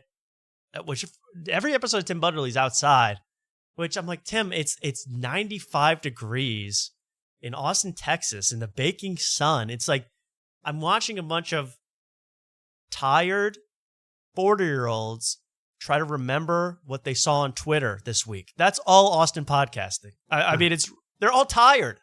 Everyone's tired. Yeah. Have you noticed that, Mark? Are people in Austin just walking around tired all day? Is this a podcasting problem? The sun takes it out of you. But no, how can you say all this blasphemy before coming here? If this gets around, I know. You'll never be asked to do a podcast spot. Well, I think I'm here to inject life. I'm here to, Okay. wear my I'm thinking or I'm shirt and make a splash. But I just think you watch these, like, I don't know, you watch the Tim Butterly show, and this week it was Sean Gardini and John Del Colo. Shout outs. My boy, my Philly boy. And they were all out on their, like, the backyard. They're all sitting there. They're all hot. They're all wearing shorts. They're all sitting up. They're all confused. It's like, okay, but according to all the comedians I watch, that's one of the best shows in the universe, the Tim Butterly Show. You must subscribe. You must watch. But if I watch a network sitcom, if I watch SNL with high production values, I'm a dweeb. I'm a loser. How could you watch that crap, that boring crap, when instead you should be watching three guys in Austin sweating and confused? That's what most podcasts are. Well, I know, Mark. I know you hope to get invited on some podcasts. I'm sure you already. I know you have, but I don't want to ruin that. But there are good people, but there are sleepy guys too. A lot of sleepers out there. Sleeper cells. Yeah, you just got to be careful. The comedy wars are getting hot down here, and you bring a gun when you come. Well, obviously, it's getting. How is it getting vicious out there? I mean, I can kind of sense it. Oh, well, yeah, I saw something where Rogan snapped at Callen on live. I saw that. Yeah, I think it's getting back to these guys. There was the Tim Dillon thing when Tim Dillon was on JRE. That was kind of weird. Yeah. And then I got worried. See, this is why I like signing up for Kill Tony, because I get little tidbits. And I sent you the list of the open mic I signed up for. Yeah, that's good. Yeah, we should read that. Yeah. So I signed up for the open mic at Kill Tony for the first time in like 2 weeks, whatever.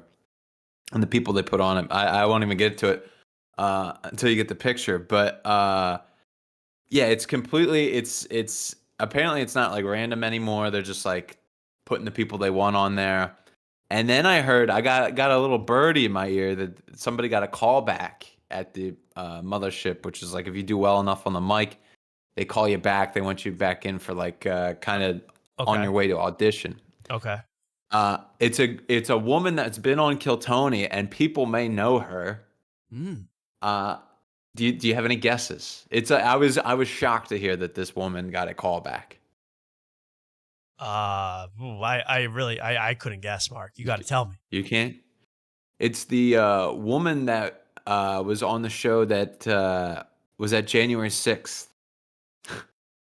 What?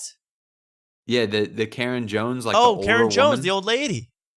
Yes. Yes. She apparently got a call back recently. I was like, wow, they're going even more right wing. I can't believe Wow, that. yeah, they're actually getting insurrectionists on the just to fill out their ranks. That's pretty cool. Yes. Jeff, Yep. meanwhile, Jeff Dye just got passed at the Comedy Store like a month ago, and she's getting callbacks all over the place. I mean, what's wrong with this world? Rick Glassman can't get passed at the Comedy Store, but Karen Jones, the new face of Austin. Yeah.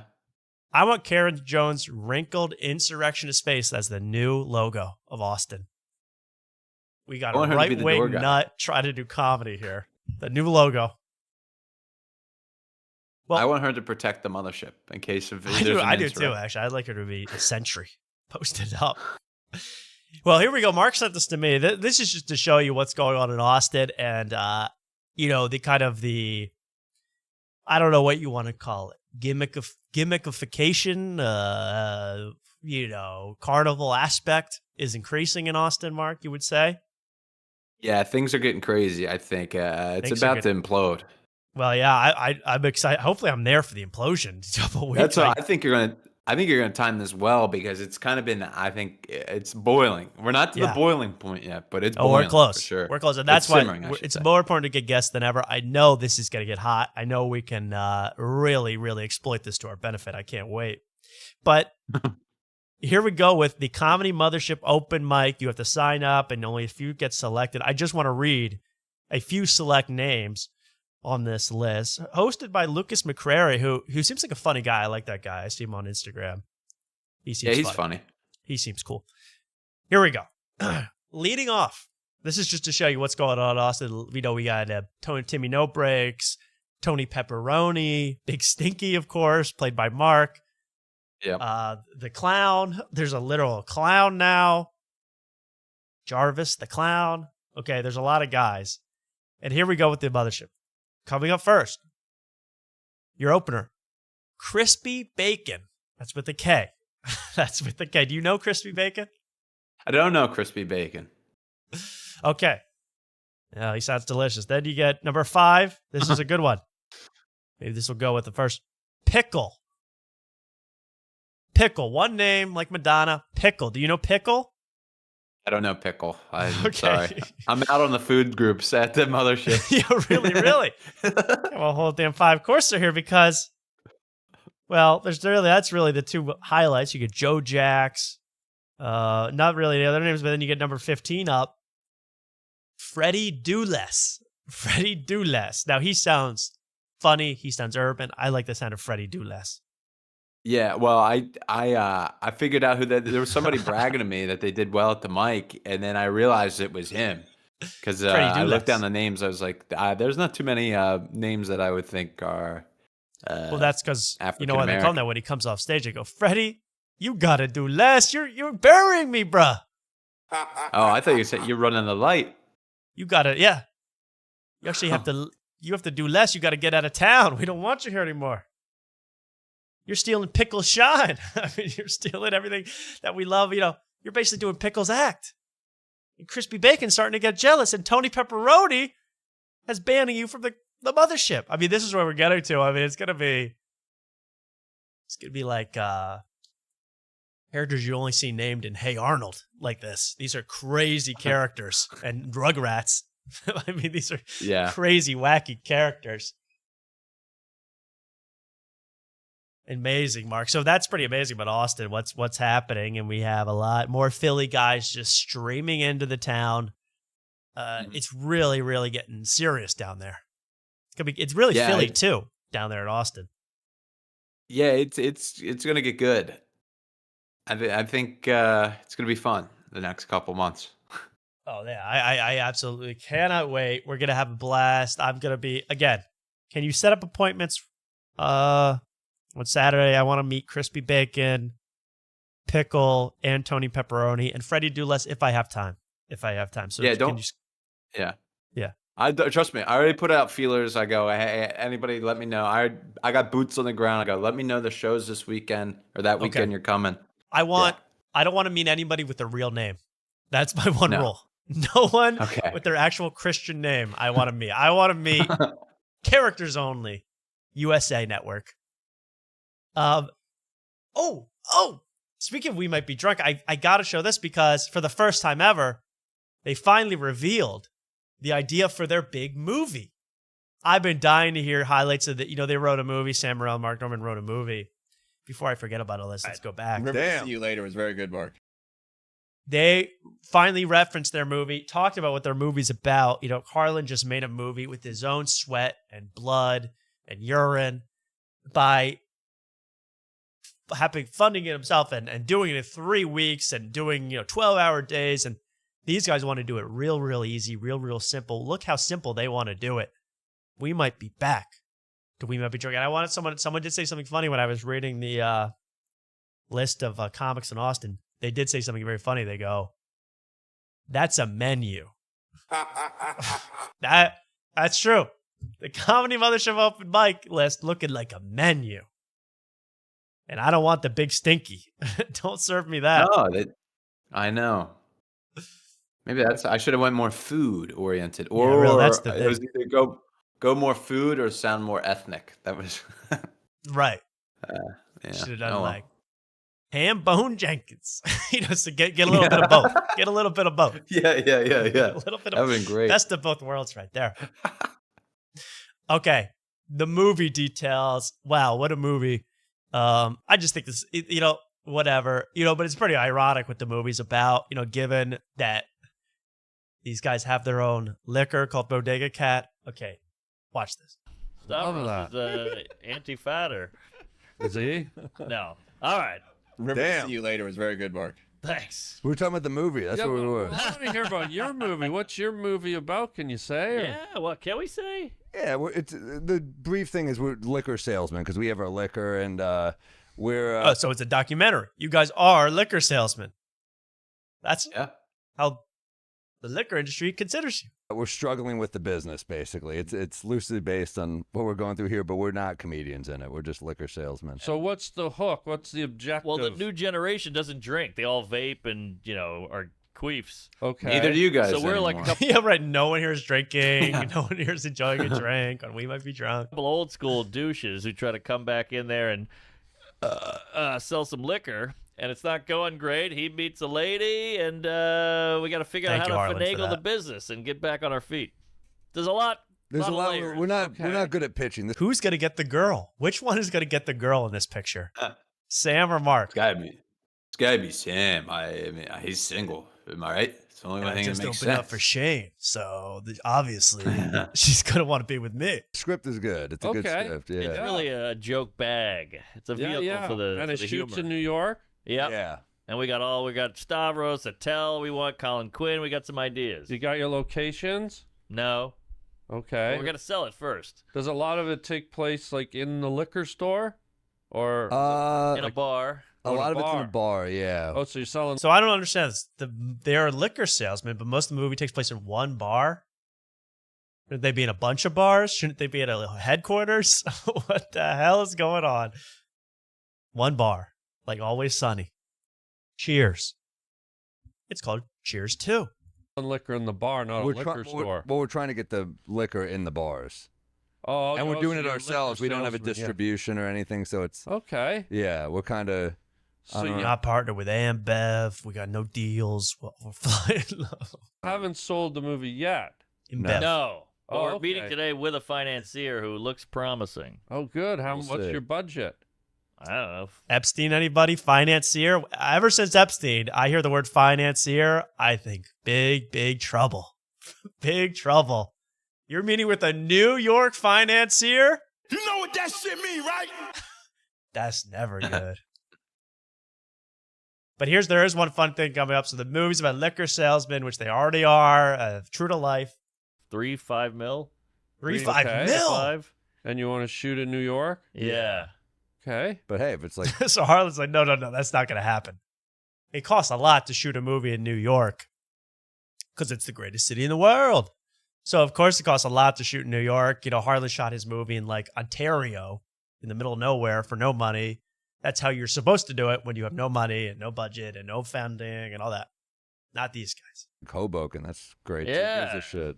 Well, you learn to make good with what you got. Like Wingman technically Mark here, takes though. It's place good. in New York, sort of in the outer, like not in Manhattan, but like out on the, I don't know New York that well. So Mark and I are in Somalia. We're like, man, the city is kicking, man. like Yonkers or I don't know. Yeah, we can do all that. Yeah. But Wingman's New York, but we shot in a small little like mining town in Ontario. Really? Up by Green Bay. I won't make you guys worse, but Mark Normand, I can't believe Mark Normand, how he thinks. He goes, we're thinking about doing it, run and gun. No permits. No, I mean, these guys are going to get arrested. I cannot wait. I mean, you can't run and gun. You can run and gun if you're in college. You can't run and gun as 40-year-old comedians with a following. I don't know why they talk so much about this movie on here, because they seem very like unprepared. Yes. Because they don't know what the budget is. Like, I feel like that's pretty big. He just like threw that number out there. It's a big, very, very, variable in there. Sam at one point goes, yeah, we're bad at pitching it. It's like, dude, these guys, like, what? Who's anybody signing on to this? Because it's like they have nothing nailed down besides a script. Well, just the jokes. We got jokes. The jokes. We got jokes. So now we need $5 million. We got no locations, no ideas, no other characters, no one else booked. We got nothing. $5 million. And it works, So you sort of miraculously you find what you need. Like, and I'm glad Harlan Shirt is no longer a slur, so we can actually watch the show as it's meant to be watched. It's now. I'm thinking. Finagle. Yeah, you just a big part about Asian people. Part of it is learning to be able to adjust on the fly, and don't get married to something learn. Well, it goes on for a while. Harlan gives them actual good advice because he realizes they don't have anything going. They got no plans. Yeah, he realizes these guys are way out of their league here. Exact same thing happened with Eric Andre. Not to interrupt you, Mark. Same thing happened. Right. He didn't even believe they wrote the movie. That was the most brutal part. Yeah. He's like, no, I don't think you guys wrote it. I don't think so. Well, anyway, I can't wait for this movie. How much money did they get? 3 to 5 mil. Why not ask the Saudis for the money? And instead of liquor salesmen, you're selling Qurans. I mean, it just makes sense. Yeah. You're selling Qurans door to door. And you meet a beautiful lady, but you don't know if she's hot because you can't see her face. She's covered up in robes. This is, that's for you guys. That's for Mark Norman and Sam Morril. They take that. They do what they want. Look at $5 billion for that. Well, there we go. Thank you to Harlan Willis for doing all that heavy lifting on this show. It's difficult to watch sometimes. And I'm getting down on this show. I don't know how much longer I can even keep this in the soundboard.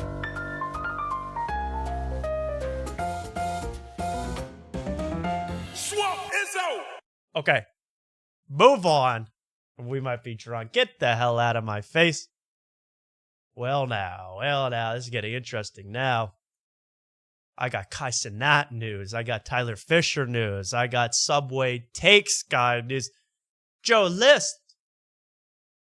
I'll say quickly, I felt bad for Joe List. Joe List was on Matt and Shane. He goes, he's in Austin. He goes, first of all, Shane wasn't there. That's already a bummer. And then he goes, yeah, I stayed an extra day just to be on the show. Well, I was supposed to be on Kill Tony, but I got bumped. He was supposed to be on the panel on Kill Tony, Joe List, and he got bumped. And then I asked Mark. Mark did some digging. I actually do feel bad. Turns out, it sounds like Joe List got bumped for Carrot Top. That's not something you want to happen in 2025 as a comedian. Get bumped for Carrot Top. Yeah. Well, yeah, I don't think it was even supposed to be known who was on that show, but I think the other guest that was on it, which Triple H, I've never been into wrestling. I guess he's a wrestling guy. I guess he exposed that he was on there. So, right. So it's Triple H, Carrot Top. I mean, we are trying to get Crispy Bacon on this show next, right? I mean, it's a freak show. Right. We're getting a carnival act here, not comedians on the show. I'm sorry if anybody, I don't even know, everyone's like, oh, Carrot Top, guest of the millennium. Okay. when he pulls out that toilet for bulimics for the 8th time, let's see how many people are laughing again. Because he's got a limited act. I'm just telling you. Carrot Top in 2025. Well, hey, Joe, you're welcome on the show anytime. He's on my guest to watch or guest to get, my cash for guest contest. Joe List is on there. I'd love to talk to Joe List. You know, say what you will about Joe List. I guess a lot of people don't like him, but I think his stand-up is funny. I think he's got good stand-up, so that must suck to get replaced with Carrot Top, you know, who's been called hack since 1990, 1991. That's just what I think. That's just what I think, Mark. So, sorry, Carrot Top, but that's what I think. But Carrot Top's also best friends with Tony, and Joe List likes to crap on the Austin scene a little bit. So it's not really even surprising. You know, Joe List is a lib, and he doesn't really like that stuff.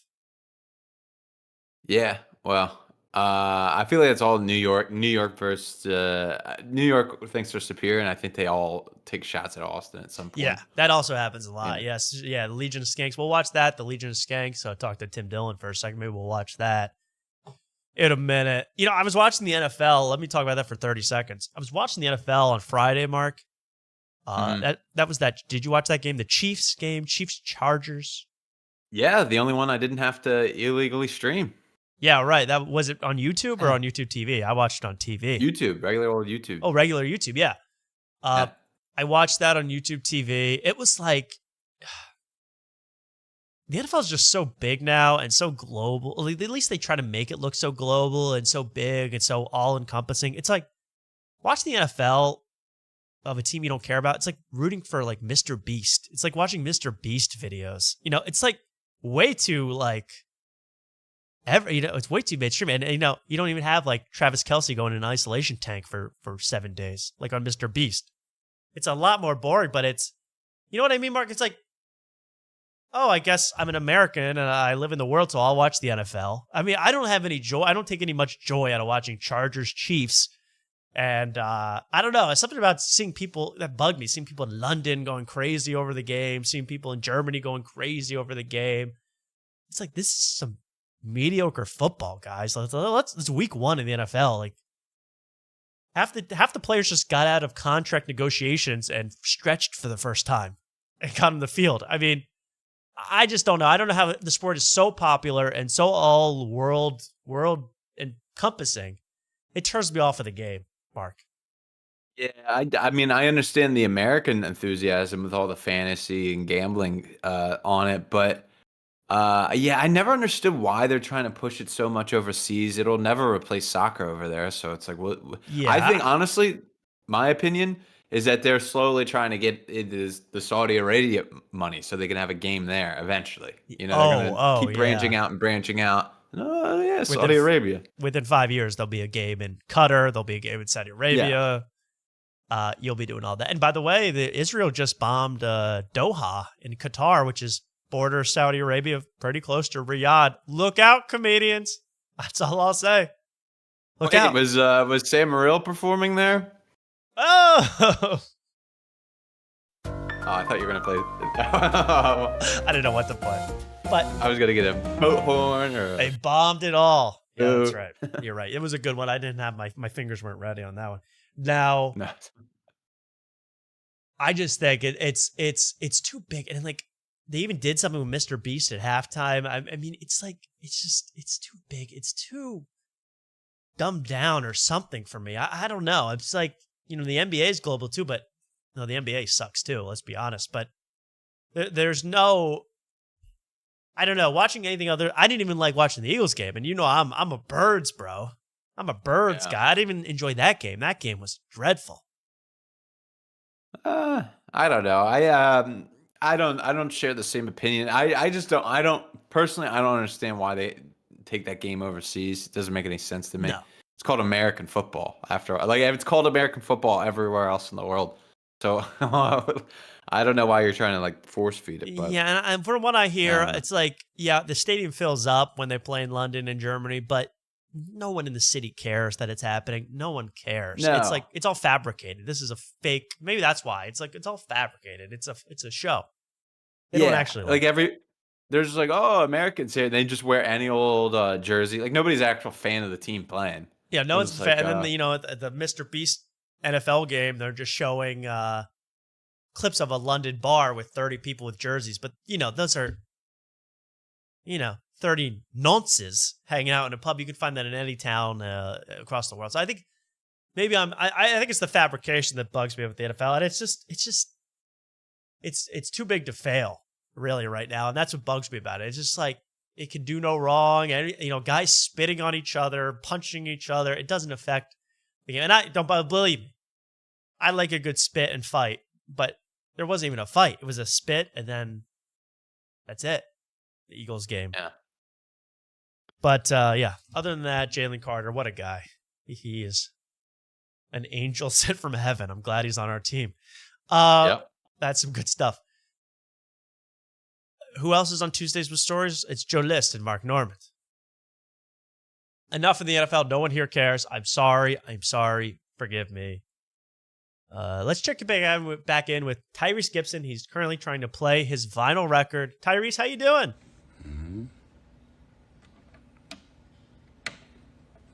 Trying to play his new album. Oh, something happened. Tyrese, you good, man? You could have cut this out of the final. This was not live. This was posted on Twitter as a full video. Oh, it's spinning. Yes, he did it.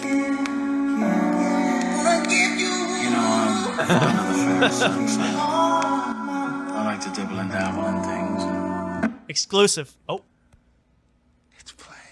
Oh my God, he spit all over me. I can't get away from it. I just can't.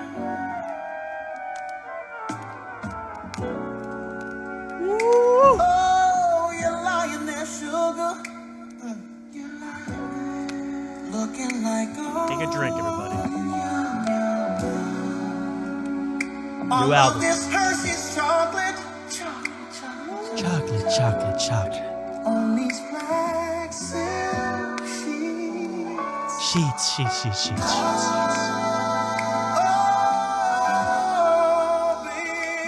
Oh, baby. I'm sleeping on Mark Wellborn's Costco sheets with you, baby. Oh, baby.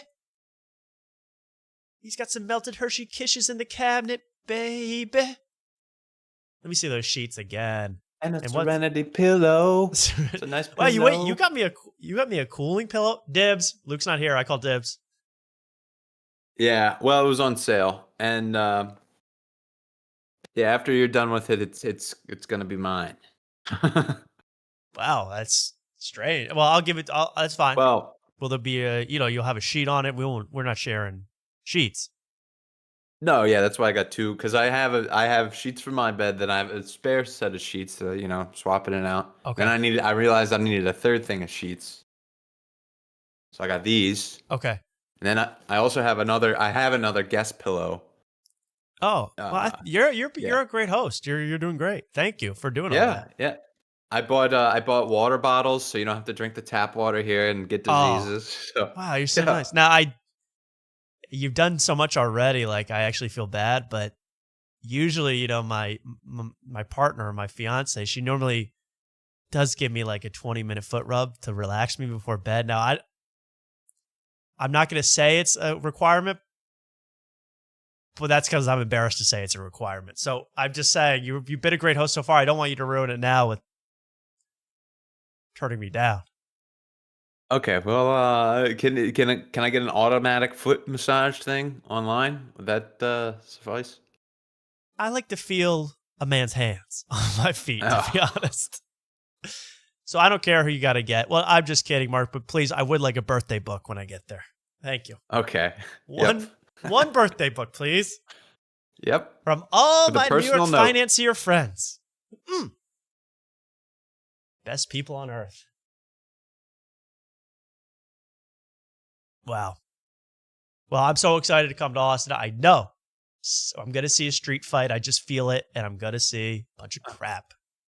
I can't wait. Yeah, it's been a while since I've been out in 6th Street and watched the violence. Yeah, we need to see some live action violence. I cannot wait. I want to see the horses trampling people, the cop horses. I want to see everything. Brutality, I want to see it all. Yeah. Okay. Let's move on. Let's do a little while, and then we'll move on to something else and else and else. This is what I call After Tonight Rules, Jeff Dye Drools. Let's watch. This is from Jeff Dye's own story. I had to screen record this. Take a look. After Tonight Rules, Jeff Dye Drools. We out here, Clover. Look at Jeff. Show me break. Get out here. Get your ass to Clover. Oh! Okay, now let's go back. If you missed that, because it was kind of small. Oh. Wait, right there. Right there. Whoa. Wow. Now that's a drop. He got that drip, man. I'm not talking about his style. I'm talking about the drips dropping off his... That's gross. That's gross. Sorry, Jeff. That's gross. You didn't do a take 2 on that? I can't believe he posts that. You know? That is a full string. I wish I could go frame by frame. Ah, look at that. Look at that. That's a 12-incher right there. Oh, maybe longer. Jeff? Well, he's in Clovis. That's the Clovis. Now, I have drooled actually while smoking cigars too, the one time I ever smoked a cigar. And I drooled. I said, no more of this for me. I've had my... I don't need to be drooling on Gibson. So anyway, that was it, Mark. That was it. Okay. After Night Rules, Jeff Dye drools. Drools. Sorry. Right. Sorry, Jeff. Am I still a little salty? Well, come on, maybe a little. Yeah. Hey, remember when I played that song by Greatness, the rapper Greatness, called Hard Rock? You remember that? Of course. Hard Rock. I declared it the song of the summer. Hard Rock, Yes. Song of the Year, Song of the Summer. Well, I guess I'm not alone because, wouldn't you know it, Kai Cenat reacted to this song. And this is how I know we really made it, Greatness. Check it out. Kai Cenat. Is this some light hazing? Man, this feels like pranking. Is someone thanking his me, reaction. emptying my bank for me? Man, I'm about to cry. Give me a handkerchief. This shit really angers me. I'm not coming back for like a week. Fuck this shit. I'm not coming back. I'ma sign my fucking self Still up love for this life. song. Then I think about that shit to myself, and I tell myself, yeah, right. I love this shit too much. I love this shit too much. I love this good old casino rush. Love this good old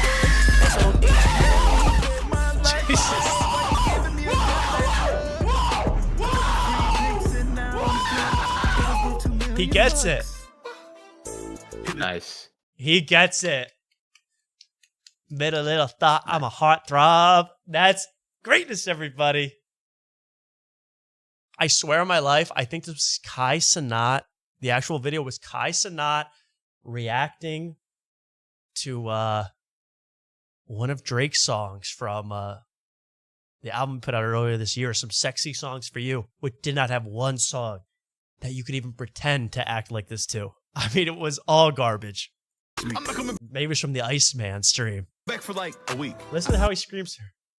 Cover your ears. That kind of hurts. About that shit to myself, and I tell myself, yeah, right. I love this shit too much. I love this shit too much. I love this casino rush. And he's like a hotel or something. Imagine. I don't know where. No, he's probably in his house. Love this good old That one's scary. That one's frightening. That's like that jump scare where you follow the car down the road and then the face pops out. Oh yeah, That's right. It's that that's old, the that previous old making. game. What was that thing called? I forget. There was the one with the maze. There was one where it was like a flat. It was one where you just followed the maze, and then there was a screamer at the end. The girl, Yeah. like an exorcist screamer at the very end. That's what Kai Cenat is like to most people. Here's another Kai Cenat clip, and I got to cut this, Mark. Remember, 35 seconds. I got to cut this because a serious slur is spoken, which I guess is allowed because it's still on Twitch. But you can see here that I'm not playing this for the slur part because Kai Cenat, one of Kai Cenat's friends, called. It turned out that Dez called Riquet the F-stop fiveler, which I hate to see that. So I just want to show you, this is Kai Cenat's like subathon. This is where he's getting tens and hundreds and thousands of people watching, subbing. You can see his 291,000 subscriptions, which is $5 a piece. I mean, you can do the math. An incredible amount of money given to him for this. I mean, watch this. Now you only said that because what? He also, I said I'll put 30,000 on his fucking head because he said he's gonna kidnap me. And I said, fuck up. You said that in the car. You put 30,000 on my head, and I'm gonna kill you right now. If you put 30,000 on my head. Talking about nothing. A nigga said that? Nothing. You said he's gonna put 30,000. He said he's gonna kill me and kidnap me first. Punga said that the whole time. How did he say that? Punga? Words about my life. He said that first. On my mother's life. This is like the new Two Bears. I remember this is that show's like too. A lot of this talk. Like guys, it's like by the way, it's only 12-year-olds watch this and they're all like threatening that like they're putting money on each other's head. And I figured out why they're so angry. I was reading the comments of this. This is not a joke.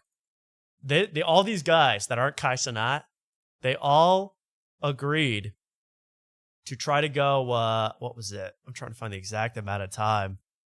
They all agreed to go 13 days without smoking weed. And this is them 6 hours into the experiment. They've lost their freaking minds. They're putting bounties on each other's head to kill each other. 6 hours into not smoking weed. I mean, I knew it was a peaceful herb. I didn't know it kept you that peaceful. Stopped you from murdering. I'll put 30,000 on his fucking head. And what's with the... you can't see it. What's with these guys? Who else did I see do this recently? Oh, wearing bonnets. These guys that wear bonnets around their house and on stream. Oh, that's a black culture thing, Tom. It is a black culture thing, right? Yeah. But why are they trying to look like Medea? What's the point? I forget. It does help with something, but I forget.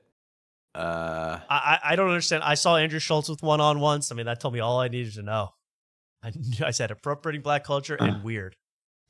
Definitely weird. So I don't get how you can act tough in a bonnet, in a what looks like a Versace bonnet. Good lucks. But I thought that was funny. That's how I get about, if I haven't had a Delta 9 gummy in about 2-3 hours and a Magic Mind in about every 3 hours, this is how I get. I'll put 30K on Mark Wellborn's life. I get that. Mark's not around for that, but I get really in the zone. But then I smoke the peaceful herb. I relax. The za chills me out. By the way, I took the other day, I drank a, not a sponsored post. I just had to buy in bulk, so I had to take one. I drank a, what are those mental performance Magic Mind shots. And then I ate a mental performance boosting mosh bar. None of my hats fit anymore. I mean, my skull has grown like 3 inches in a week, I swear. It's actually, I can feel it, Mark. Yeah. Are you gonna? Don't forget a mosh bar for me. I did the whole Patrick Schwarzenegger, who's married now. Congratulations, Patrick Schwarzenegger. Oh, he got married. You're watching. Yeah, he got married. Oh. That's what I saw. Yeah. She must be beautiful. Oh, I'm sure she probably looked gorgeous in the gown. Let me see. Let me see. Oh, I need to see this. Abby Champion. What a name. Oh. What the hell? Her name is Abby Champion. Yeah. Abby Champion. Well, Patrick, I couldn't be your Abby Champion, but I'll be your Tom Success if you let me. I love Abby Champion. Wow, there she is with Peshwar. He's looking good. Patrick, I'm still offering $250 for you to come on the show for 13 minutes. $250, 13 minutes of your time. All can go to the Mosh Bar Institute. Every penny. Every penny. I want to see Peshwar on these airwaves pretty soon, Mark. Let's get him, okay? Yeah, absolutely. I'll even take Abby freaking Champion at this point. Not that I care, but that'll get me closer to Patrick. I wonder if she goes by Abby Schwarzenegger now. Abby Champion Schwarzenegger. That's pretty cool. Yeah. I mean, I guess even though if your last name is Champion, you can be a Schwarzenegger. That's pretty awesome. I mean, how are you going to pass that up? How are you going to pass up being a Schwarzenegger? But she is from Birmingham, Alabama. Wow, Patrick Schwarzenegger dressed like Ben Avery here. This is exactly how Ben Avery dresses. Shout out to Ben, same haircut, and I hope you're getting better, Ben. And that's a good thing because look at this guy with Abby Champion. Stud. Well, let's get to other stuff. But thank you for letting me know. I didn't know they got married. I'll send something to them. Yeah. Just happened. Please do. You're right in the front of this. Their star-studded Idaho wedding. Wow. Yeah, like the rich people are really having to go to like the middle of nowhere to do anything these days. You know, like that, like Wyoming, Idaho. These very wealthy people. They're not within 1,000 miles of us regular people anymore. Yeah. Well, I did see that the Kelsey Swift wedding is going to take place in Rhode Island.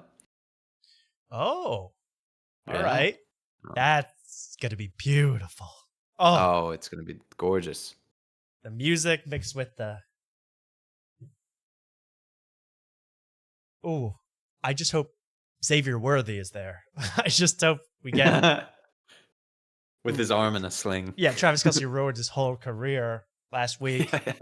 But I gotta give Killer Trav props. He scored a touchdown. He made some hay. Good for you, Trav. Killer Trav. Mm-hmm. I noticed that Taylor didn't see fit to travel down to Brazil.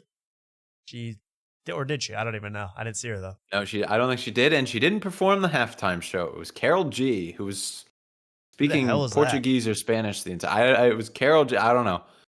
She was attractive enough. Her outfit was kind of strange, but I gotta it say, was definitely for the Brazilians. Oh yeah. No, that's Oh, she's from okay. It was in Colombia. Brazil. I guess that's fine. And she's got a big bosom. Okay, fine. Good. But the thing, I just think We'll that. allow it. I just think, she was in Barbie? Oh. Or she had the music in Barbie, probably. I don't know her. I don't know Carol G, but I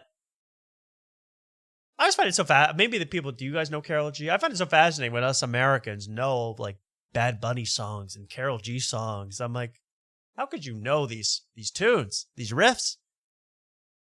I'm not trying to sound prejudice, but all music that's produced south of Texas sounds to me like mariachi music. Every single one. Sometimes there's an EDM flair to it.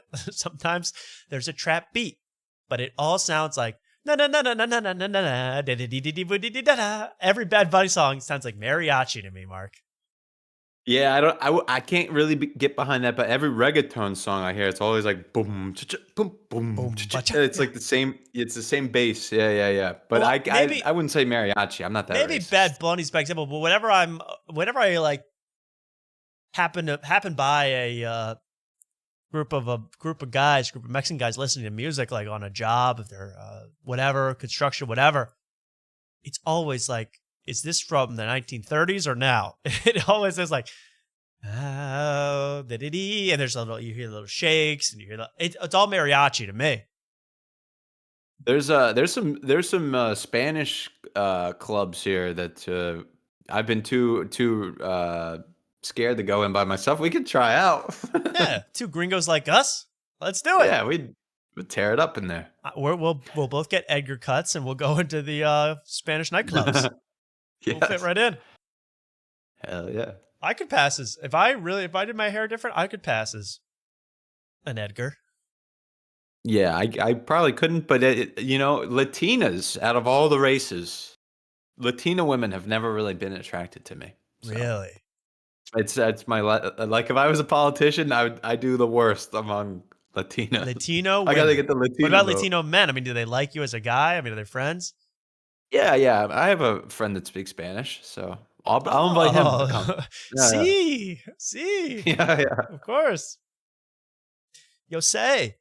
Well, I guess How do I fare with? What are my demographics? I got to look at my YouTube analytics. How am I doing with the Latino women? I doubt very well. I doubt it. Yeah. I doubt it. There were a couple women that asked for some stickers. You ladies out there, you're welcome.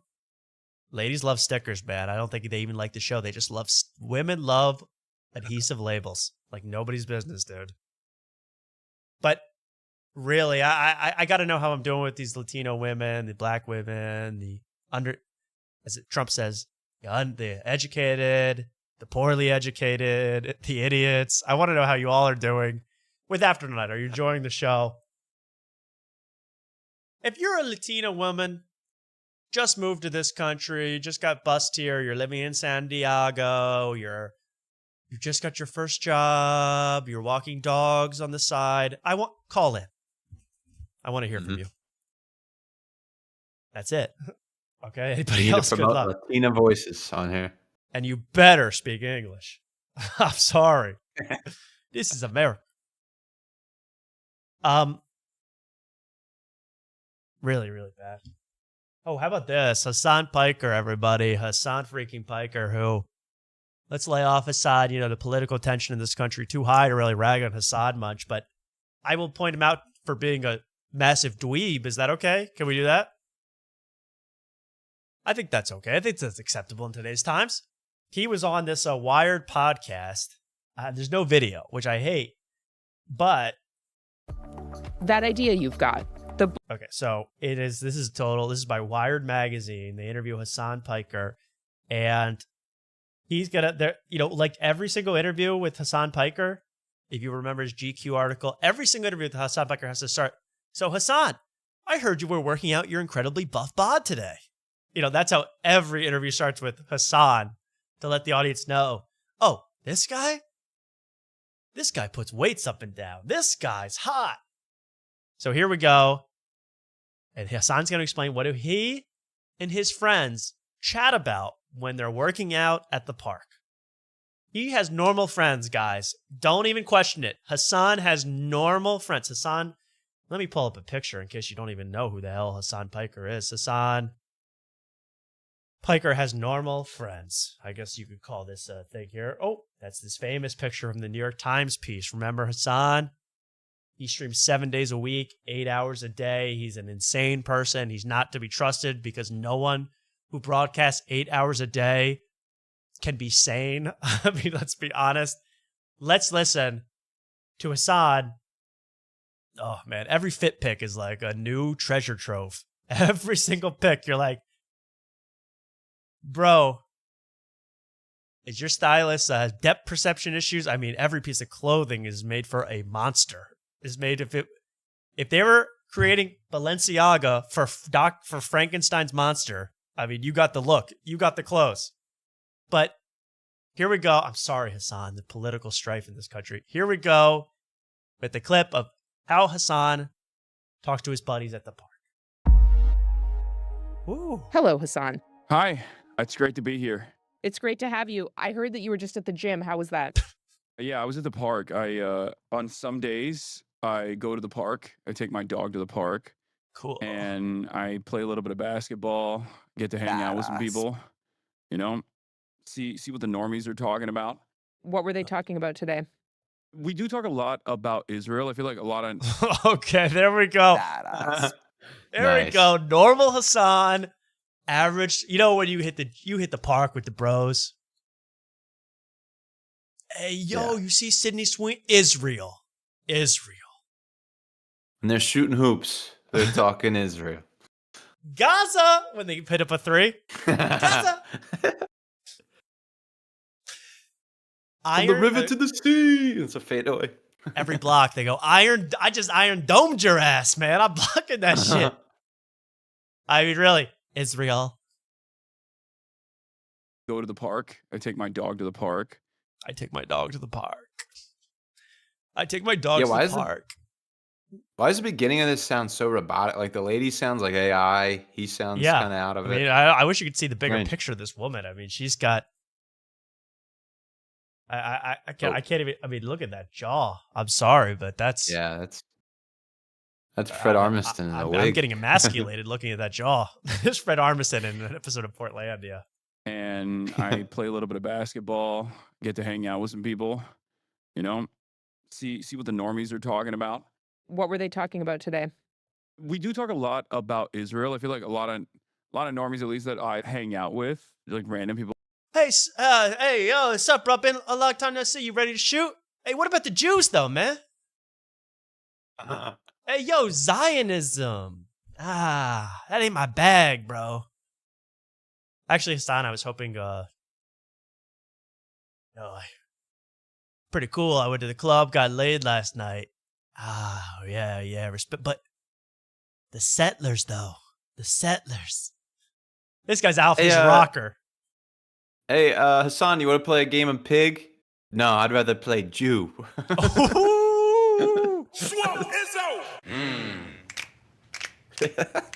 This guy's the real deal, man. He never stops thinking Israel. That's a cool thing to do, too. Never stop thinking about Israel. Just normal buff guy things. I mean, this guy's Alpha's a rocker. The host is Grok. Yeah, you might be right. Throw me the rock. Rizrael. You got the Rizrael. I like that. Nice one. Well, there's Hassan talking Jews in the park. I mean, pretty cool. Tuesday morning with Hassan at the park. This guy's unbelievable. I'm sorry. All right. That's very funny to me. I don't know. Let's move on to someone we all know and all love. I want to talk. Wow, we're only 2 hours into this brilliant show. I've been having a blast. I want to take a break after this, Mark, but let's first do a little Ty the Fish news. Tyler Fisher. Remember Tyler Fisher? Yeah. Tyler Fisher, who we I really discovered and really started really falling in love with when he got kicked out of Fox News for asking a lady for her number. And, he's, again, I should show pictures of these people in case you don't remember. Remember Tyler Fisher, everybody. Tyler Fisher. This is obviously back before Woke took over and the rainbow-colored tie was, ew, gross. So here's Tyler. You all remember Ty Fish? Or Ty the Fish. Canceled. Whoa, yeah, they actually got a picture wrong. Wrong guy. No. Right-wing commentator. What? Huh? The one all the way to the bottom left. He looks non-recognizable in that. Yeah, he looks kind of hunky like here. He looks hunkish. Well, I wouldn't say that, but it just seems strange. Does seem strange. This is like Nightwalker Tyler Fisher. Scary. Well, there's Tyler Fisher. You all know him, remember. Not only did he get kicked out of Fox News, but he got fired or kicked out of his agency. You know, his whole talent agency booted him for according to him. What was the story? According to him, they said they're not hiring white guys. Some things not hiring white guys anymore, white comedians. So he tried to... It's so convoluted. I can't even figure it out, Mark. What was it exactly? Yeah, it was they were being prejudiced against straight white guys. Yeah, but who was the talent agency? No, but it was like a project that Tyler Fisher wanted to get on. I thought it was like some show or something he was on, and they weren't looking for straight white guys. And then I think he used the same excuse that the agency dropped him because of it or something. Yeah, it's gonna. We'll get into that a little here, but ever since they started firing and hiring people from SNL, Tyler Fisher has been on a rampage, a tear to get himself on SNL, be the new SNL cast member. And I don't know if he's only half joking, or full. I don't think this is fully a joke. We're gonna get to Ty the Fish on Twitter. He says here. What happened? Oh, are we back, Mark? Oh, my camera broke. That's it. Okay, here we go. Oh, yeah, you're fine to me. Yeah, we're good. Okay, we're back. Here's Ty the Fish saying, I'm not on SNL and was robbed of the chance to audition by AGI Entertainment, who told me white men are no longer allowed to be auditioning for anything in Hollywood. filed a lawsuit against them over 3 years ago and will fight to the end. This openly racist crap has to end. This is just kind of repeating the story. And I'm so interested about why he wants to be on SNL. It's very weird. You know, like I want to be on Jimmy Fallon, but I know why. I'm a late night kind of guy. Why does Tyler Fisher want to be on SNL? I'm not sure, but here's a clip from Dr. Phil. I guess Tyler Fisher was on it. I don't really understand any of this. He's making this up. Let me say this. He recorded the call with an agent. He claims turned him down for being white. So let's listen to the call. Is it? This I've never heard this call before. How is he mad at his agency for this? And how could he pretend that his agency screwed up? Policy, like, Real? explicit that they're not taking. What? Is this real? Like, is this actually on Dr. Phil? Yeah, this was on Dr. Phil, I guess. We should really fully go into this because I don't remember any of this, but it was maybe before I even cared about Ty the Fish. Taking on any, like, white men, or is it, like, case by case? On-camera talent, stand-up, probably not. No. Okay, so no white men are allowed for on-camera stuff. I guess it's right now where it stands, but like, yeah, it could change in a year depending on if casting directors, that's not their feedback anymore. Or not. I like the Dr. Phil threatening music in the background, the ominous, no white guys allowed music. Well, it sounds like to me, I hate to rehash this because when did this happen? But Tyler Fisher's posting about this nonstop. It just seemed to me like he got in trouble with his agency because he secretly recorded his own manager explaining something to him and then spun it like the manager was telling him, I don't, he was somehow involved in not hiring white guys. He's just saying whatever Tyler Fisher was trying to go for, that specific position didn't call for a white guy. They wanted someone else. Okay, if you think that's wrong, but that's not the agency. I just thought I'm like, what is he even talking about? Very disjointed. Very weird. That's facts. And then, this is just more like, what the hell is he up to? He's posting fake screenshots. SNL hires controversial comedian Tyler Fisher. NBC News says, SNL hires controversial comedian Tyler Fisher to try to win back the millions of viewers who tuned out when the show became one-sided and unfunny. Fisher has gained millions of fans online as Ty the Fish, with his viral impressions and uncensored stand-up comedy clips. So he's like doing fantasy now. He's doing fantasies where he made SNL. Yeah, this is a little mentally unraveling a little bit. Isn't that like I'm a little worried about him. Yeah, this is like if you were a friend of his, you'd be like, "Yo, man, what's going on, dude? Why are you pretending to be in the Saturday Night Live green room?" I mean, yeah. And this really reminded me of, and we'll go to break on this. This really is very strange. And then he goes, "JK, they wouldn't even let me audition. My agent dropped me for the crime of being a straight white man." I mean, he's really taught himself this whole story. Whatever. But this reminded me, and I hope most of you already seen this. I think Tyler Fisher's about to go Jake Novak mode. I want to be the next SNL cast member, and here's why I should be a contender. Hi, Lord Michaels, I'm Jake Novak, and I know that you're feeling the heat. Okay, so this is the worst. I hope everyone's heard this one. Mark? No, I don't think I have. This is a classic. I want to be the next SNL cast member by Jake Novak, a.k.a. Tyler the Fisher.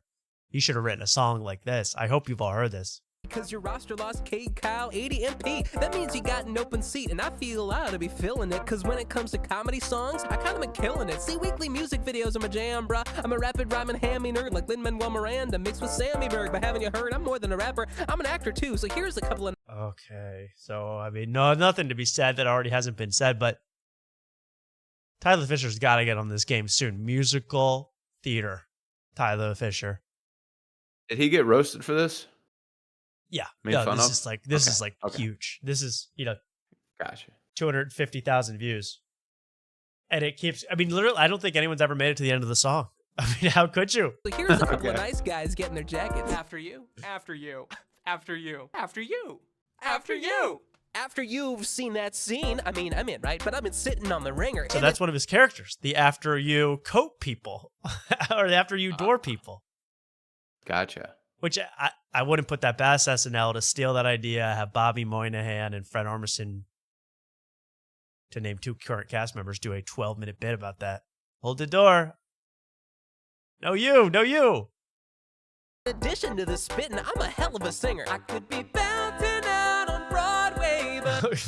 But like, okay, this guy, I know why he's delusional enough to think he's going to be on SNL. But Tyler Fisher, you're going to be going, I'm dynamic enough to be on SNL. Give me a chance, Lauren Michaels, and I'll prove I'm pretty swell. You know, it's not what we need right now, Ty, the fish. Have you seen what's going on in this country? All right, let's take a quick 30-second break, Mark. If you have anything else to say about Ty the fish, please speak now or forever hold your peace. No, I was just gonna say if he couldn't hold up at Fox News without getting kicked out, there's not a chance in hell he stays around at 30 Rock without getting in some type of predicament. That's all. Yeah. Oh yeah. He'll be asking for, God, who's a woman that works on that show? Sarah Sherman's number, day one. Yeah. Yeah, he's gonna make her squirm, all right. Yeah. They're squirming. All right, well, I'm going to take a quick 45-second break, a quick stretch break, stretch your limbs, get a drink. I'll leave you with, we're just going to listen to Hassan Piker interviewed by Fred Armisen. Well, they oftentimes will be talking about like foreign policy in general. All my friends at the park. He sounds anemic, too, when he says it. That's what even makes it better. I was working out at the park, and all my friends were talking about foreign policy in Israel. Good pump, then? Oh, that sounded good. Okay. I'm sorry. We're just kidding. We're not going to listen to that. Don't worry. Here's something else for you as we go to break. We'll be right back on After Night. Take a break.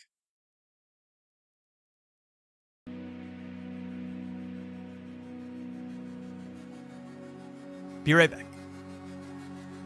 Jane Wickline. Thank you. Thank you for that. Jane Wickline.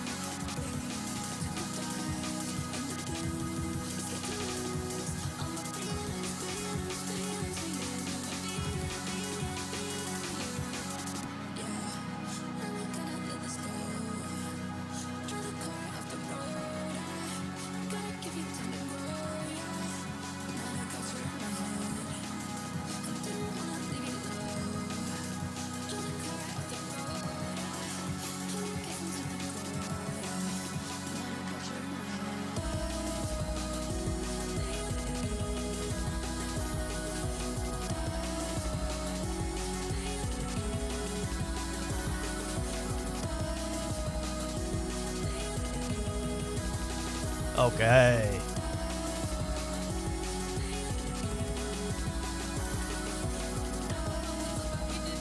We'll be come back in just a second here. Spill water.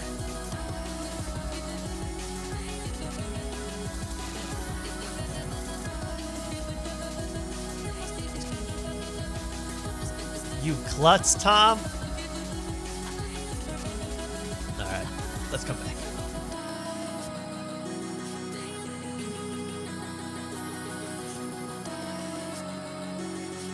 All right, welcome back.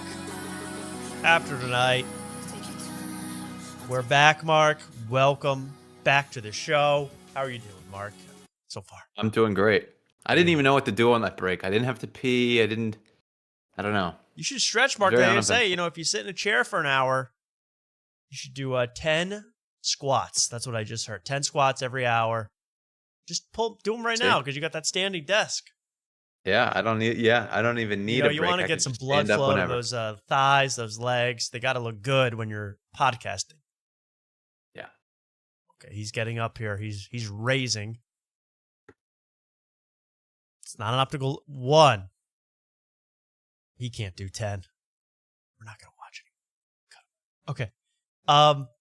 He's still going. Those are girl squats. I'm just kidding.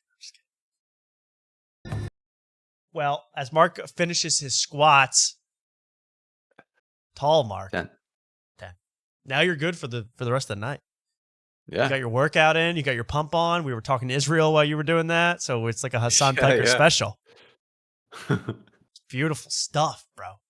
He has risen. Absolutely. Why don't we do, my Tubi moment of the week, a new segment I'm just debuting today called my Tubi moment of the week. Tubi, streaming platform. Some of the worst movies of all time are put onto Tubi. It is really a treasure trove. I found some of my favorite movies of all time on Tubi, and I want to present one to you today.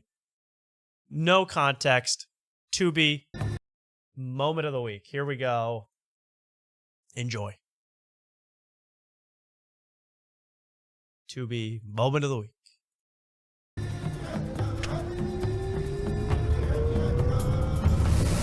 Nigga, is your dick hard?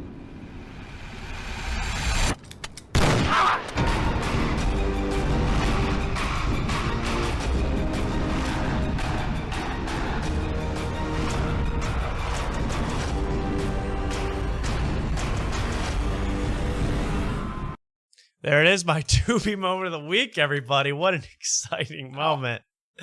That was from No Disrespect. I got to look at that again because my favorite part, besides the is yo hard, is how all the guys that are going to get shot conveniently get into a circle around everybody. They walk in and get into the circle.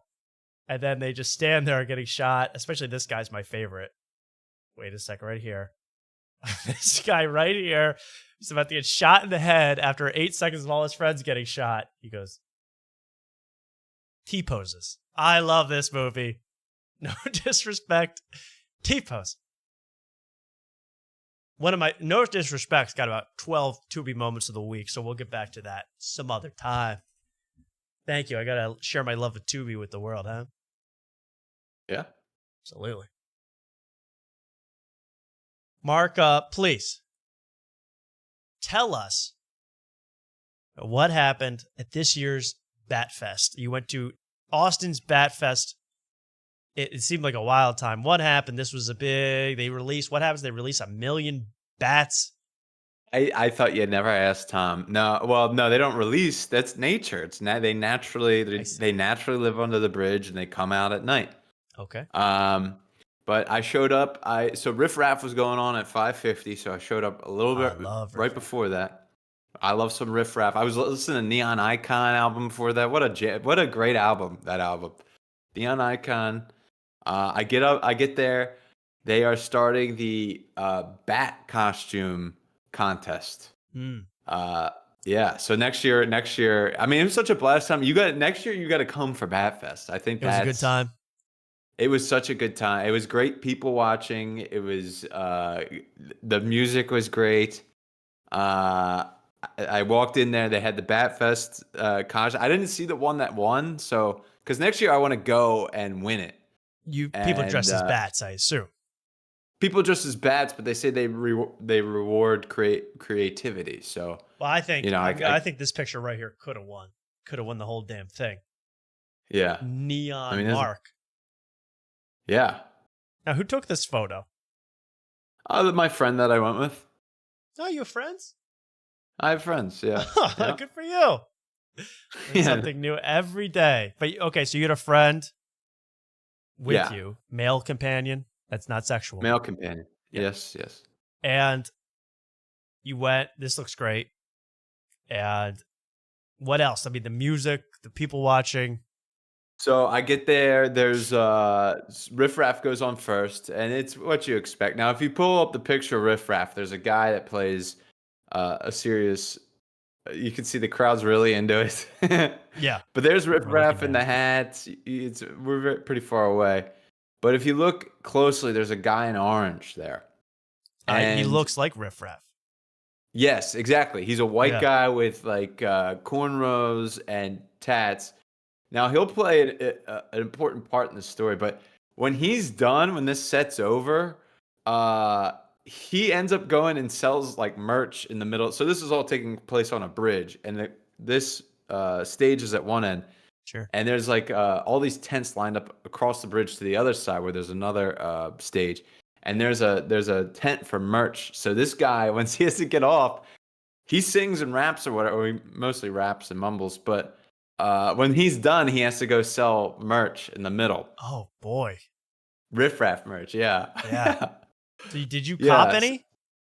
No, I was really thinking about it. And I just assumed he'd be out there all night. But he was not. Because it was like a horrible looking riff-raff shirt, like a neon yellow. Is it the one that Tim Butterly wears every day of his life? Yeah, it was very similar to that one. Yeah. Yeah. I see Tim Butterly on the podcast. He's wearing that shirt, riff-raff. Yeah. Which is, I love riff-raff. Right? But yeah. So I'm sorry to interrupt, but someone in the chat, I want you to defend yourself because somebody in the chat says, Mark, you need to wear a one size smaller tee. I disagree. I personally don't think so. I think one size smaller would be skin tight almost. So it is, you know, he's got you're looking at a man with developed pecs here.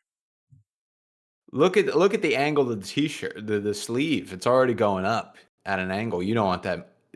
The smaller you get, the more the angle is going to go.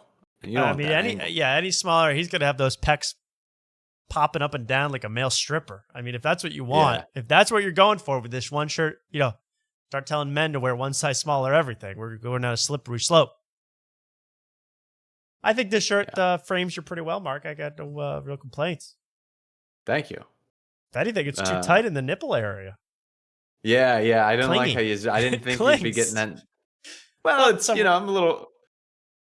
It's a summer night out there. You're in your luteal phase. It happens to all us ladies. We're here. Yeah. Okay. Yeah. Well, I don't think there's anything wrong with that shirt, Mark. I'm serious. Okay. Thank you. Yeah, move on. I was just a word to defend yourself. So we get a little bored of the riff-raff. We go walk to the other side. There's another rapper that's going on, and he was a lot better because he had a live band and a guy with a saxophone. So we watched all that. Then we go back for the headliner, Silver Sun Pickups. Wow. And now we've been standing for a little bit, and I walk down here. So we go and we like sit along this fence. Sure. And while riff-raff, if you zoom out of this picture, I want to see if I got it in this picture. No, never mind. Because off to the left of the stage, they had like a riff-raff, like almost something like you'd put up to take pictures behind, like a backdrop. Okay. So we're sitting behind this fence or around this fence, and then as Silver Sun Pickups is about to come on, the riff-raff guy, the guy in the orange, comes out and moves it. So now there's like this nice area right in front of the stage, and we're like, oh hell yeah, we're just gonna stand up there. So we ended up standing like really close to the stage, and Silver Sun Pickups comes on, but the whole time I'm too distracted about what I see in front of me, the audience I see in front of me, because the VIP was in front of the stage, right? Right. And I look, and there's like children up on these loud ass speakers. Really? While all this music is blaring. Yeah. Do you have the Silver Sun Pickups? Let's see if I have this picture. I have the videos, but they were tough to save. Let's see. I did. Okay. Is there one specific one? They're all the children on the things. Well, because there's more and more. There starts with one child. That's the thing. I'm like, wow, why are they putting a child it became up on like a stage? whole daycare. Okay, let's see this. Then it became a daycare up there. I'm gonna open this, but you're not gonna be able to see it, Mark, because it's the type of file it is. So, I'll try to. This is the best I can do right now. That's not gonna work, right? No, it didn't work. So let's play this the only way we know how. Here we go. Okay. So we're looking at it now, Mark. Oh, play, please. Here we go. Silver Sun Pickups. Rocking. Oh, I see. This kid that looks like Drake's kid. On the speakers. Yeah, he's on the speakers. Right. And that just kept happening. That kid's right against the speakers, that other kid. Well, yeah. So that keeps happening. I'm taking now. Here's the thing. And now I'm getting a little paranoid because I'm having a good time at Batfest, And then I realized it's like, oh, I'm taking pictures of children. Like, this Hey, isn't yo. good. Yeah. Hey, yo. And then there's I have another picture where there's this big display of Free Gaza. There's all these like Yeah, protesters I saved that there one. Free outside. Gaza. Yeah, so Not I got surprised. that. There's children. I'm filming children. And now I'm like out in the middle of this bridge where it's like, cars are typically on this bridge, and there's nothing really protecting this bridge around it. It's like I'm getting like, is there gonna something happen? Well, wait, I'm you're getting, gonna go like an attack on the bridge? an attack on the bridge, man. Like I'm just paranoid.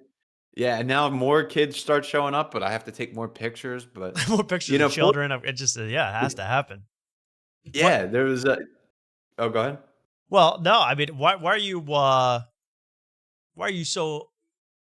What got in your head where you're like there could be a major incident here? I mean, is that just a normal fear for you? What's happening? It typically isn't, but I just the Free Gaza thing always freaks me out because I always feel like there's going to be unrest with it. Yeah, right. Don't politicize this Silverson Pickups concert, guys. Let's all have come fun. on. This is Batfest. This is Batfest. Let's keep the politics out of Batfest. Yeah, I agree. Yeah. So wow. Yeah, I'm a little paranoid, but Silversun Pickups ripped. They were great. I couldn't. I know them, but like, I don't even know these songs. I'm looking up them now. I don't know these songs. I can Lazy listen. Eye, I know Lazy Eye. Let me hear the first couple bars. Let me hear the first couple bars, and we'll check it out. Let me hear the first couple bars. Because I don't know. I'm sure I know. I know this band. I've heard this band's name my entire life. In 2005. Oh, come on. Silver Sun. Make my afternoon. Oh, it's just not working, Mark. They don't want a white boy to listen to Silver Sun Pickups. That's unbelievable. They don't want a white boy to succeed. Well, oh, there you go. Oh, yeah, I already know this. Of course. Yeah. Yeah. Of course. Because I'm Mr. Brightside. Yeah. Yeah. Oh. Hell yeah. And there's a female guitarist. I love it. Bass player. Yeah. Yeah. Oh, that was the other thing I was getting paranoid about. Because the last time on the stream I said I was like, oh, I just figured out the lead singer of Silver Sun Pickups is a guy. I thought it was a girl this whole time. Oh, really? Okay. And then in the middle of one of his songs, or not in the middle of his ones, but in between songs, he was like, yeah, people think I'm a woman. I'm like, oh shit, did he watch our show? He probably did. Yeah. Were you high in this? Were you on the weed? Yeah, I was having a good time at Batfest. That's a classic. That's a classic.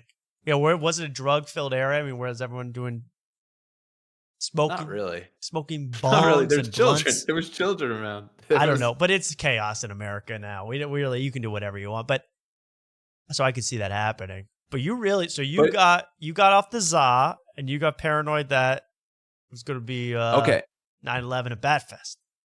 So here's the other thing. Well, Silver Sun Pickups, there was the keyboardist at least from my angle looked a lot like Sam Talent, right? And now here's a great time I can pull out a prop. That would make me paranoid. Oh, prop. Right. Prop time. He had a Phillies hat with the same P, but it said free up here.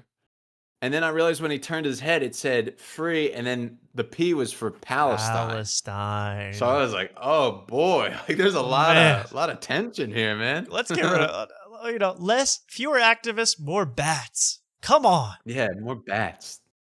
Everybody's into that. Well, good. It wasn't Sam Talent though. He's not part of the Silver Sun Pickups.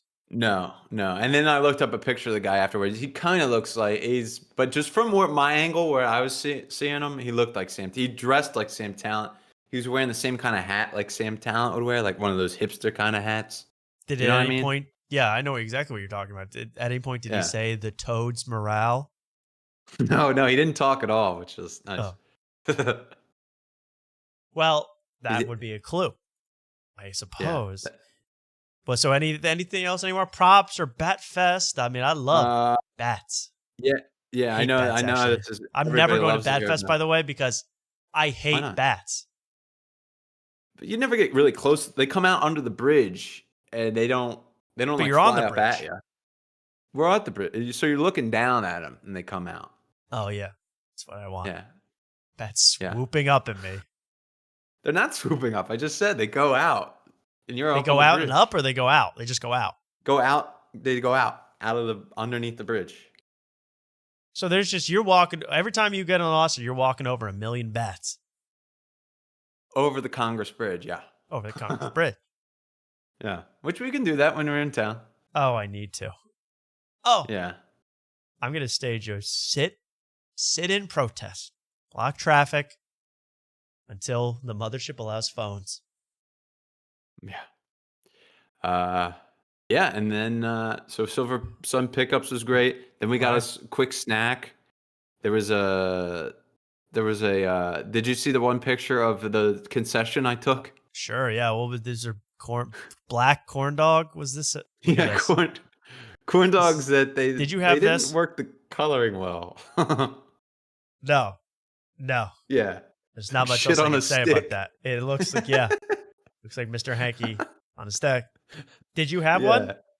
No, absolutely not. Yeah, I just when had you go corn dog, how would you like your corn dog black? blackened, please. Blackened, yeah, I like it. Well done. That's insane. Yeah. But look at this: cheese sticks, fried Oreos. I mean, this is heart attack heaven here. Yeah, funnel cake. Funnel cake. I haven't funnel cake since I was 8. Love funnel cake. Oh yeah. So they while we were waiting here, then Waka Flocka Flame comes on. He starts with the Universal thing. Yeah, well no, he starts with the Universal Pictures intro. Oh. And then it goes right, I go hard in the motherfucking paint. You know, Man. you know the rest. Yeah. Yeah. So I'm like, oh hell yeah, it's starting. And then I go up there. Waka Flocka's in the crowd. I took a video of it. Waka Flocka's in the crowd with everybody. And then I'm like, all right, I gotta get out of here. And then as I'm walking out, I like take a look back, like where I was standing earlier, and those kids are like still up on the stage. They're just getting permanent ear damage. Well, it's not even that because Waka Flocka had come off of the stage and went into the crowd. Oh. So Waka Flocka is there. Waka Flocka, the kids are in between Waka Flocka and the stage as Waka Flocka's, you know, dropping N-words and all other kind of, you know. I mean, as a parent, even I'm not a Language. parent, but I would know not to let my kids get between Waka Flocka and a stage. That's just asking for trouble. Yeah, I know. That's asking for big trouble. Yeah. So Riff Raff, Waka Flocka. I mean, these are I like both those guys, but that's pretty. Those are I'm surprised that they didn't get like Lil Baby or Da Baby to show up. You know, like a bigger, more current artist, I guess. Come on, don't. It's Batfest. What do you want? No, believe me, I love Riff Raff. I'd love to see Riff Raff. I'd love to see Waka. So over some pickups. Now that I know they have a guy that looks like Sam Talent, I'm in. I'm excited. But yeah, I don't know. I guess I expected the greatest city in the United States to have some, have Carrot Top up there or something. Yeah, I don't know. I mean, you paid $35 to get in. It's not like that's not too much. It's cheap. Now, here's what I think. I was saying, Mark. I'm sorry if this. We'll get back to the Badfest bit. This ties into Austin. Okay. Do you find it that? Do you think? I don't know about you. I mean, are you personally like bored in Austin? Are you bored? Not really. No. Why? You got your. Oh, what happened to Jeff? Oh, Jeff died just lowered because you raised the. Yeah. That scared me. I thought it fell off the wall. Don't scare me like that, Mark. Don't scare me like that, bro. Okay.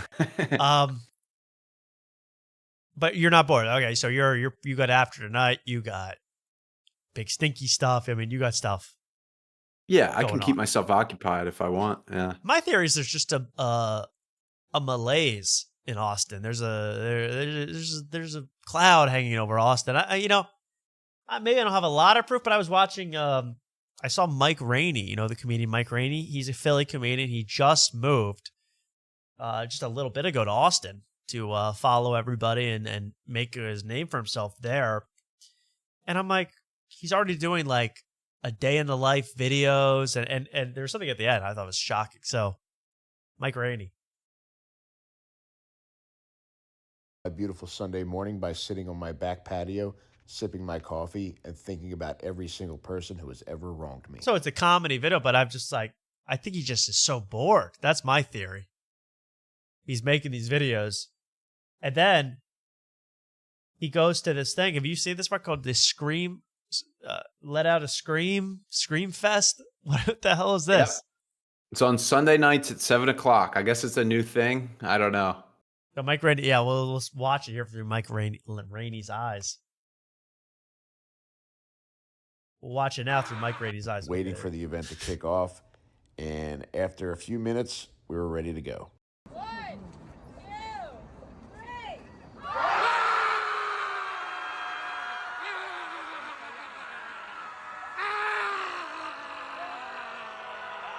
You know what? This is better than most Austin podcasting. I'm in. I love it. But Mark, this is nuts. Have you witnessed this? I have not witnessed this. This is something I kind of want to stay away from. Doesn't really interest me. But Mike Rainey does. No offense, Mike Rainey. You do you, but he doesn't belong here.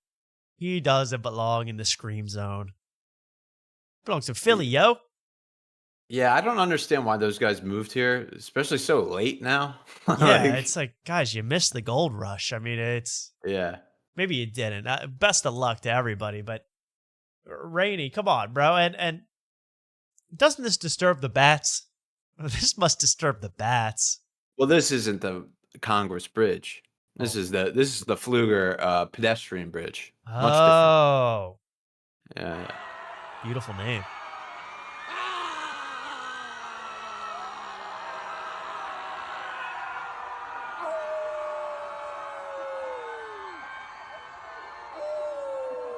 And like Rainey, you're cool and all. I like Mike Rainey enough, but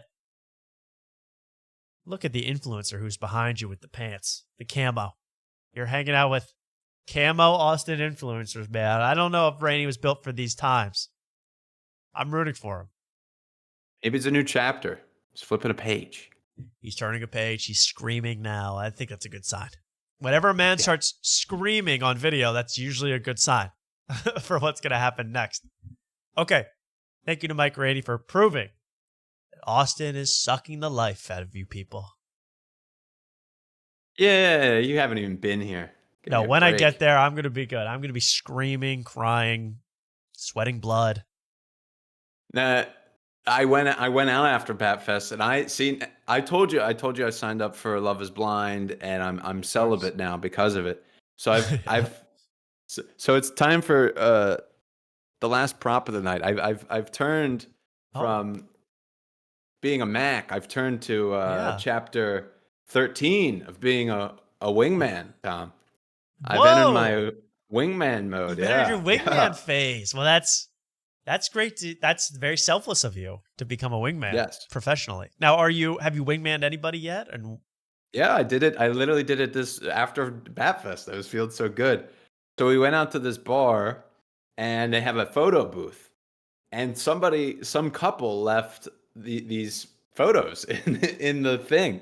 So I took it, and this one guy I was with, he was trying to get with this girl. He took another one of these, and I had the other one. And I went up to the three friends of the girl that he was trying to get with. Yeah. And I go, I start going around. I go, has anyone seen my girlfriend? And I just keep talking to him about, has anybody seen my girlfriend? And obviously, like, they're like, no, blah, blah, blah. And I keep entertaining it. And none of them have like realized that it's not me in the photo. And they're like actually like genuinely, yeah. Right. So I kept them. You kept them engaged. distracted. You gotta keep Yes. the less desirable females distracted.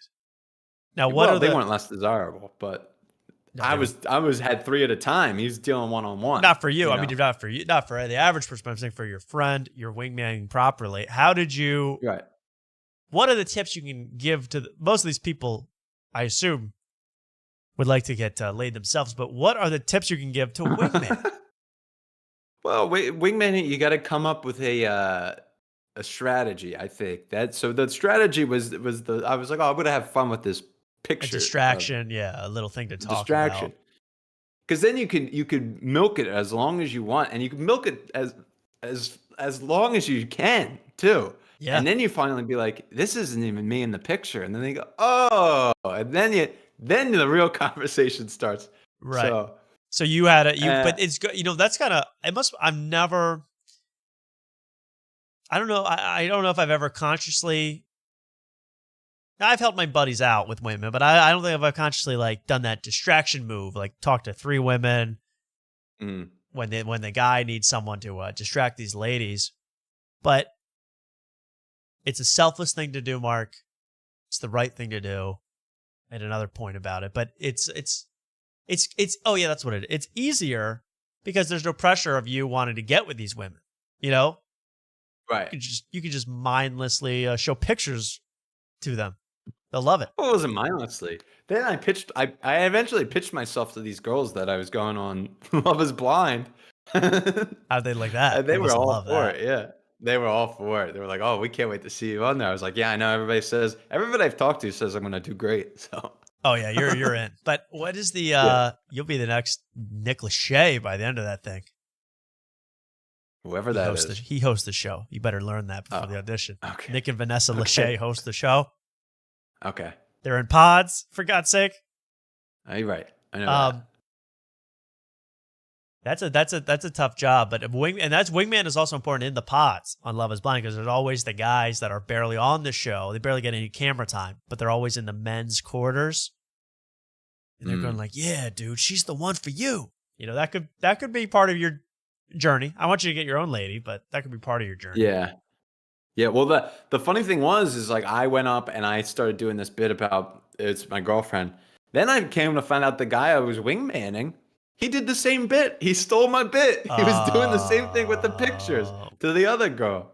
And I was like, now he look corny as shit. Important wingman things did he get with this woman? Did your wingmanning He work? got the number. He got the number and she started texting him right away. So that's a success in my book. I don't, once it exits the bar, it's out of my hands. That's true. You did your job. And did you get any numbers, any digits?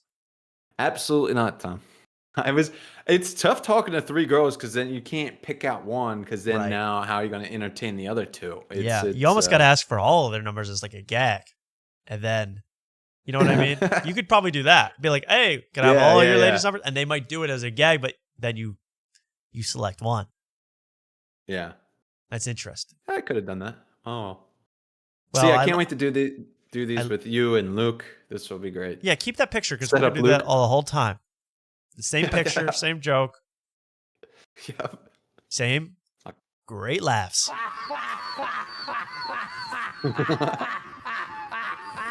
Oh.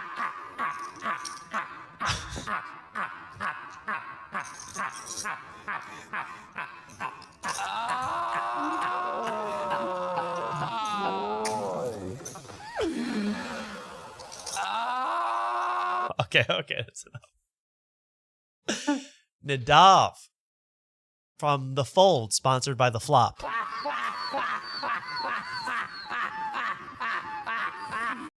Okay. The Fold, sponsored by The Flop, brought to you by The Lodge. That's in Austin, Texas. I'm going to play poker too, Mark. Please find me a poker room and learn the rules of poker. Yeah. I started playing poker on my phone, so you're in. I'm getting there.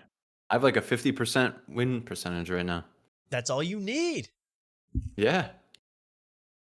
That's all you need. I'm in. Mark the fish. I'm so ready, Mark. I'm so ready. All right. Bring it on. Poker. Bathhouse. Poker and the bathhouse. What more manly a weekend can you get? Poker, bathhouse, trying to stalk Sam Talent. I mean, that's going to be an incredible weekend. What every guy dreams of. Oh, man. I can't wait, really. Now, will Luke, final question, will Luke be on that plane? Yeah, he's got to. He bought the ticket. It's like Casablanca. Oh, you're getting on that plane. You know it and I know it. You're getting on that plane. That's how I feel about Luke. He better get on that damn airplane. Now, for the show, am I hoping that he has a demands to get off the plane as soon as he gets on? Yes. But I want him to come. Maybe on the way back. And then he's stuck in Austin. That might be good for him. And then he'll be stuck around for Kill Tony. It'll be perfect. Perfect plot.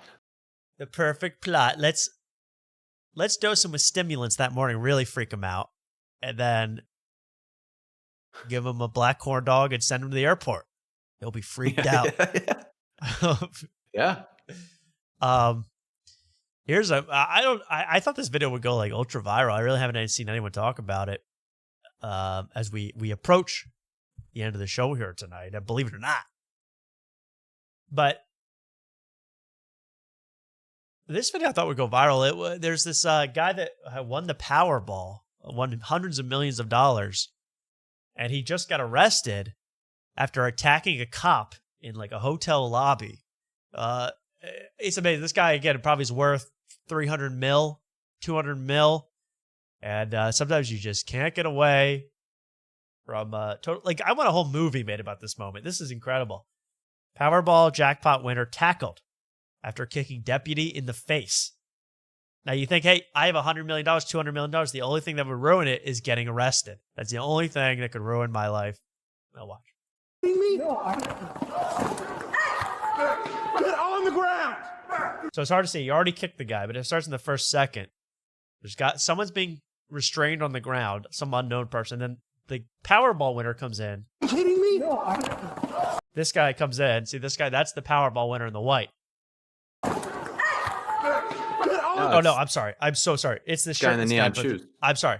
Neon shoes, no shirt. That's a better candidate, isn't it, for the crazy guy? I think there's better footage of him attacking this guy, but here it is. Get on the ground.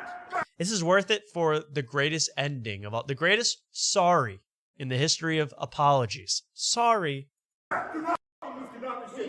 B12, step it up. I just got kicked. Put your hands behind your back right now. There's our Powerball winner. I guess, you know, this is what Tim Dillon's going to look like when he makes all his money from Saudi Arabia. You know, I guess this is what happens when you make money. You get absolutely raised. Maybe you look like this before. I don't know. But insane to me to have a 300 mil and be fighting in the hotel lobby tatted up. All right. But he seems to be submitting. Yeah, Mark? Yeah, I thought I read he's been to prison before. Like this is in his first. Okay, this is his first day. Okay. Yeah. Well, I don't doubt it. He's pretty pro. Watch the rest. This gets crazy. Put your hands behind your back and get against the wall. Against the wall. And then he decides to run. Run, tased, tackle. Oh! Who else? The female. Taser deployed. Sorry, man. There we go. That's from the guy. The greatest sorry I've ever heard. Kicked an officer, ran over an officer, got body slammed by an officer. Gives us a quick, very, very apologetic sorry. He was serious. Sorry, man. Sorry. My bad. Sorry, man. Sorry, bro. Female. One more time. The whole incident in full. Again, I want a full movie, but you know, it's like Uncut Gems. Everything's leading up to this moment in the hotel lobby. You can see it, right, in a movie. Pitch that to Mark Norman. Hands behind your back and get against the wall. Against the and the shove. I mean, everything's poetic. The shove. Wall. And then he disappears, only to escape behind the pillar. Guy's a master. Against the wall. Stumbles. Go. Who else? The female. Taser deployed. Sorry, man. I can't get enough of that. Sorry. Sorry. Got a Philly accent, yo. Yeah, he does. I don't even know where this guy's man. from. Yo, sorry. I thought you were trying to stop me from seeing Gerbies in concert. Yo, my bad. Yo, I thought you had Shane Gillis. I thought you had the dog restrained on the ground, bro. I had to act. Sorry. Save your Sorry for later. Oh, come on. It takes a big man to apologize. It takes a bigger man to accept that apology. So maybe you should think again. Cop. Pig. Because he says the female, because there's some female involved in the whole situation that's wailing in the background. Wailing. Yeah, from what I read, I thought it was his wife or something. Yeah, yeah, probably. I mean, that's what I mean. It seems so dramatic. Like the whole thing is something you see an arrest that's not really interesting. This was so dramatic. I was like, I want to know the whole story about this. I don't know how much this guy's worth, but to ruin your life like that's a movie moment. That's a movie moment. You got the backwards shades on. I mean, this is straight out of A24. So cool. I saw Weapons again. Liked it just as much. This is a solid movie. Everyone should see Weapons. Still have not seen it. Have you seen Caught Stealing? Didn't see Caught Stealing. No. But I should, right? I should. You should. I should. It's on my list. Okay. Unfortunately, I watch my movies in order, and number one right now is the unreleased We Might Be Drunk movie. So I just gotta wait. I'm waiting that out, Mark. They need 3 to 5 mil. They're gonna run and gun the thing. It's solid. Don't worry about it. Solid investment. Solid investment, everybody. That's really weird. Like you go to these here. Listen to the woman wailing here. Against the wall. Who else? The female. Like you think it's out of like an old movie or a Looney Tunes or something where a woman, something bad happens and a woman who's there just starts wailing. But that really happens. They really do that. Yeah. Women really wail. But you don't know the backstory. Like that's the thing about this is you have no idea what's going on, how he why he kicked him in the first place. We really should have looked at more, just some more research. But yeah, that's what I mean. It's so intriguing to me. That whole video is so intriguing. It must be his buddy. That's what I think. Maybe I heard that he didn't even know the guy that was on the ground. He just had a freak out moment and attacked the cop. Yeah. I don't know. Fuck 12. Yeah, that's probably what he was thinking. And these days, who can blame him? F12. F10. Okay, this is pretty special, and nothing much to it. I want to talk about the Subway Takes guy too, but that might have to wait because that's a whole thing with that guy. But how about I found this? I was looking up Jimmy Carr stuff. I don't even know. I was looking at pictures of Jimmy Carr. That's what it was for the video. And I came across this. Inside Jimmy Carr's private life. From stunning wife and son with billionaire-inspired name. So I had to get to the bottom of that. What's the son name? Is it Elon? Is it Bezos? What did he name his kid? Let me see. He named his kid... This is insane. Rockefeller. Rockefeller Carr, everybody, after the billionaire.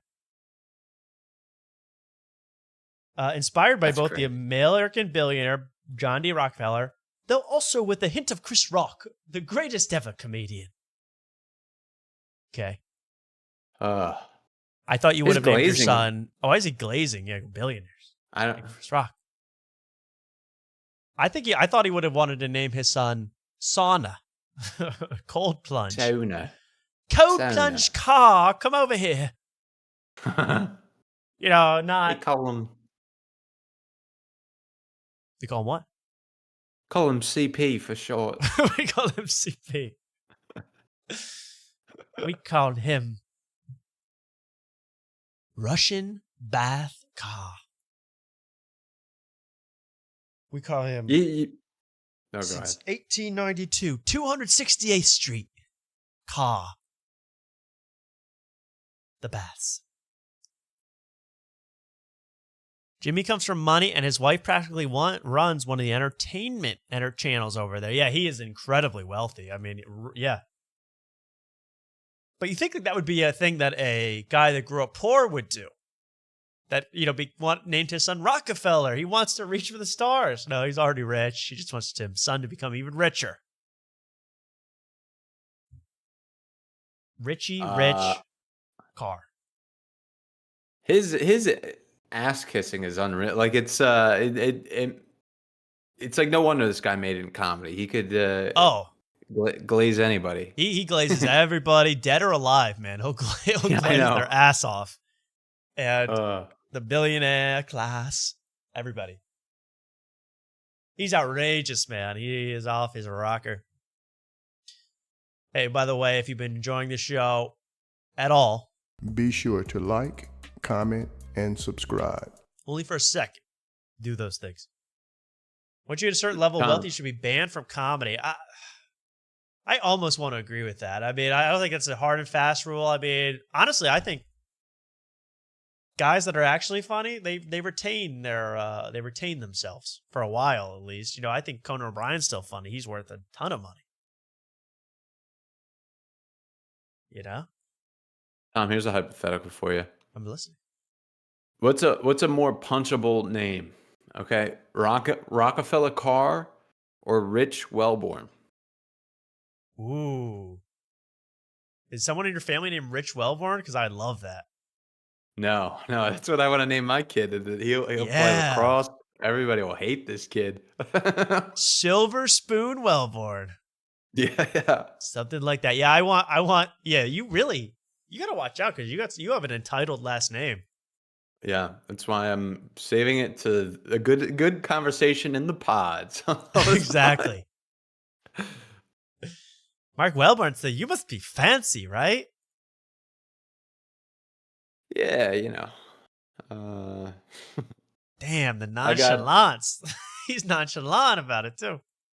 Yeah, I got 400 thread count Egyptian cotton sheets. Yeah. And that's just for the guests. Any guy you've ever dated had a framed Jeff Dye poster? Didn't think so. Think so. Yeah, that's really that's just for my guest. Those sheets. Just see what I sleep on. What do you sleep on? I have no idea. These are probably nicer than what I. Are they Costco's? Sleep on. Well, no, they're the one are Calvin Klein's because it came with like a Calvin Klein set, and Nice. then the other ones have like holes in it. But yeah, no, there was two choices. It was like this 400 thread count one or like a 600 something. But these were on sale and it was like almost $20-$30 cheaper, and I was like, I'm definitely going with the 400 count. And I touched it. I was like, I sleep on this. Nice. So this is That's fine. nice, but you glossed over very conveniently the fact that you have Calvin Klein sheets. What do you have? I don't think that Gucci duvet cover? What the hell? You have that Louis Vuitton blanket like that guy at the sound bath in Atlanta? I don't. Maybe they're not Calvin Klein. No, there's something on this bed that's Calvin Klein, but it's like it's not like nice. It's just so, sheets. bro. Whoa, pause. Every night, you're getting in bed with Calvin. You know what that shit mean, right? You're laying in Calvin every night. Swamp Izzo. No comment. Calvin is swatting you every night. It's a new beginning. When you get under the covers, you could say that you're in Calvin. Don't box us in any category. And every morning you exit Calvin. Swamp Izzo. Okay, I got nothing else. Oh, he left. Oh, Calvin. I think I don't like the name Calvin as a name. Against it.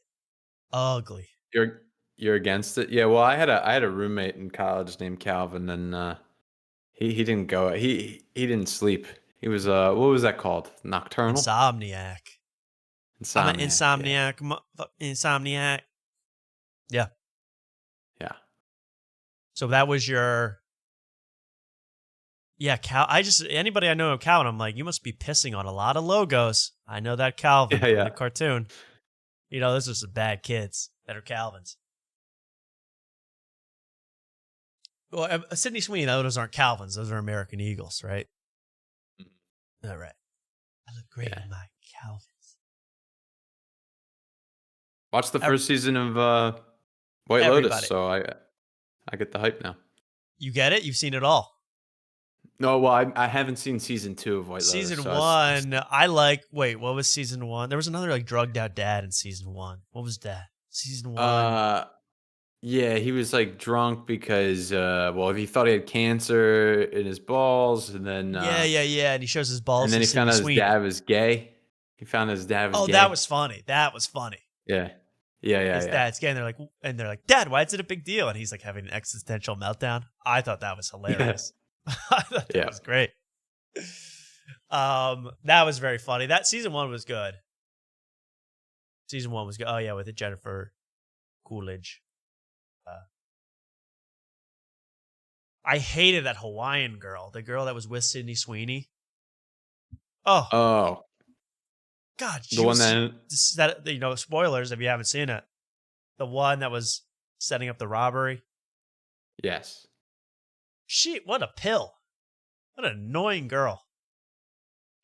She was okay. She wanted to eat the rich, and she tried. She tried.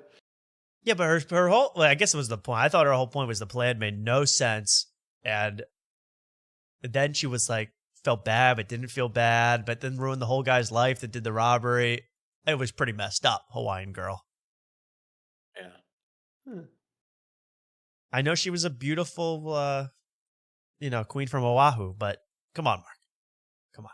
Yeah, well, I don't know. And we actually we're polling very well with the Polynesian community, so I should be quiet. Okay.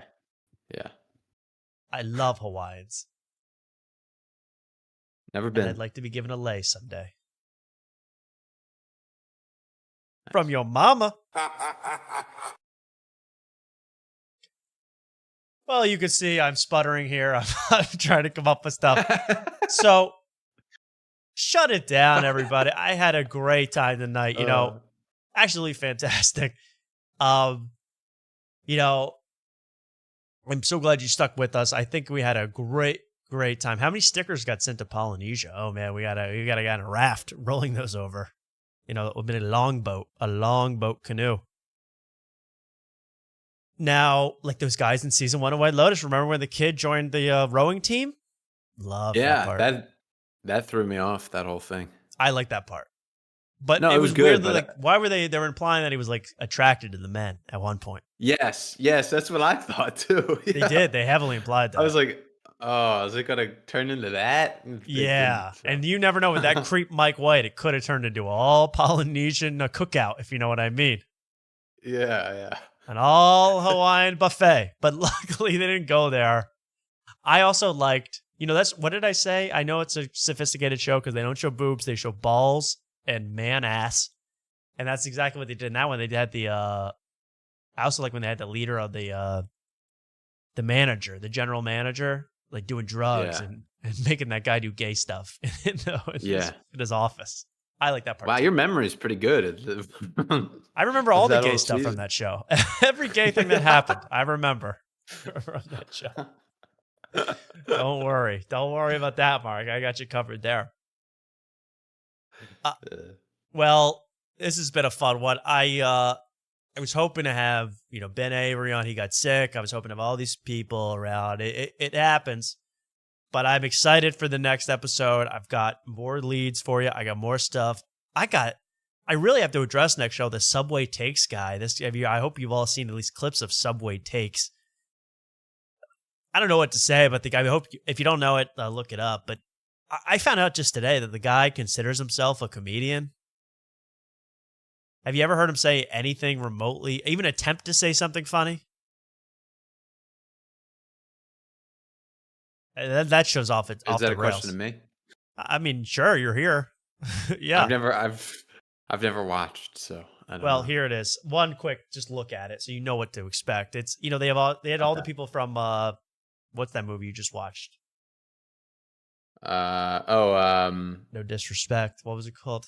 Strange. Caught Stealing. Caught Stealing. They had all the people from Caught Yeah. Stealing on.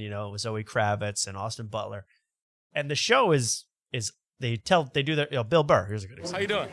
I'm doing good. How are you? I'm pretty good. I love the subway. You do? Yes. How often do you take it? Every time. You take it every day? Well, Bloomberg messed up all the streets.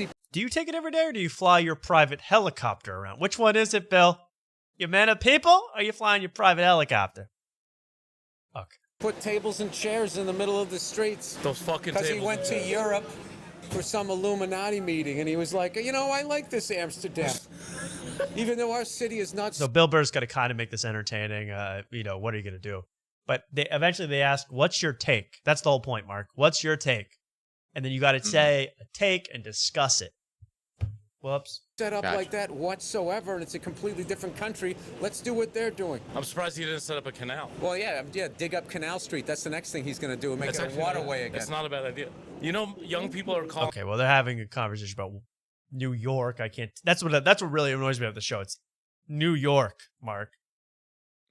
Yeah. Is there anything worse on earth than people that live in New York? But here's a good one. Here's how it works, Mark. Here's the show. Ready? We'll find the Bill Burr one, or just anybody we recognize, huh? Okay. Oh, Mike Cannon. Yeah. So what's your take? Oh, that's David Byrne. Why did it skip to David Byrne? So what's your take? So what's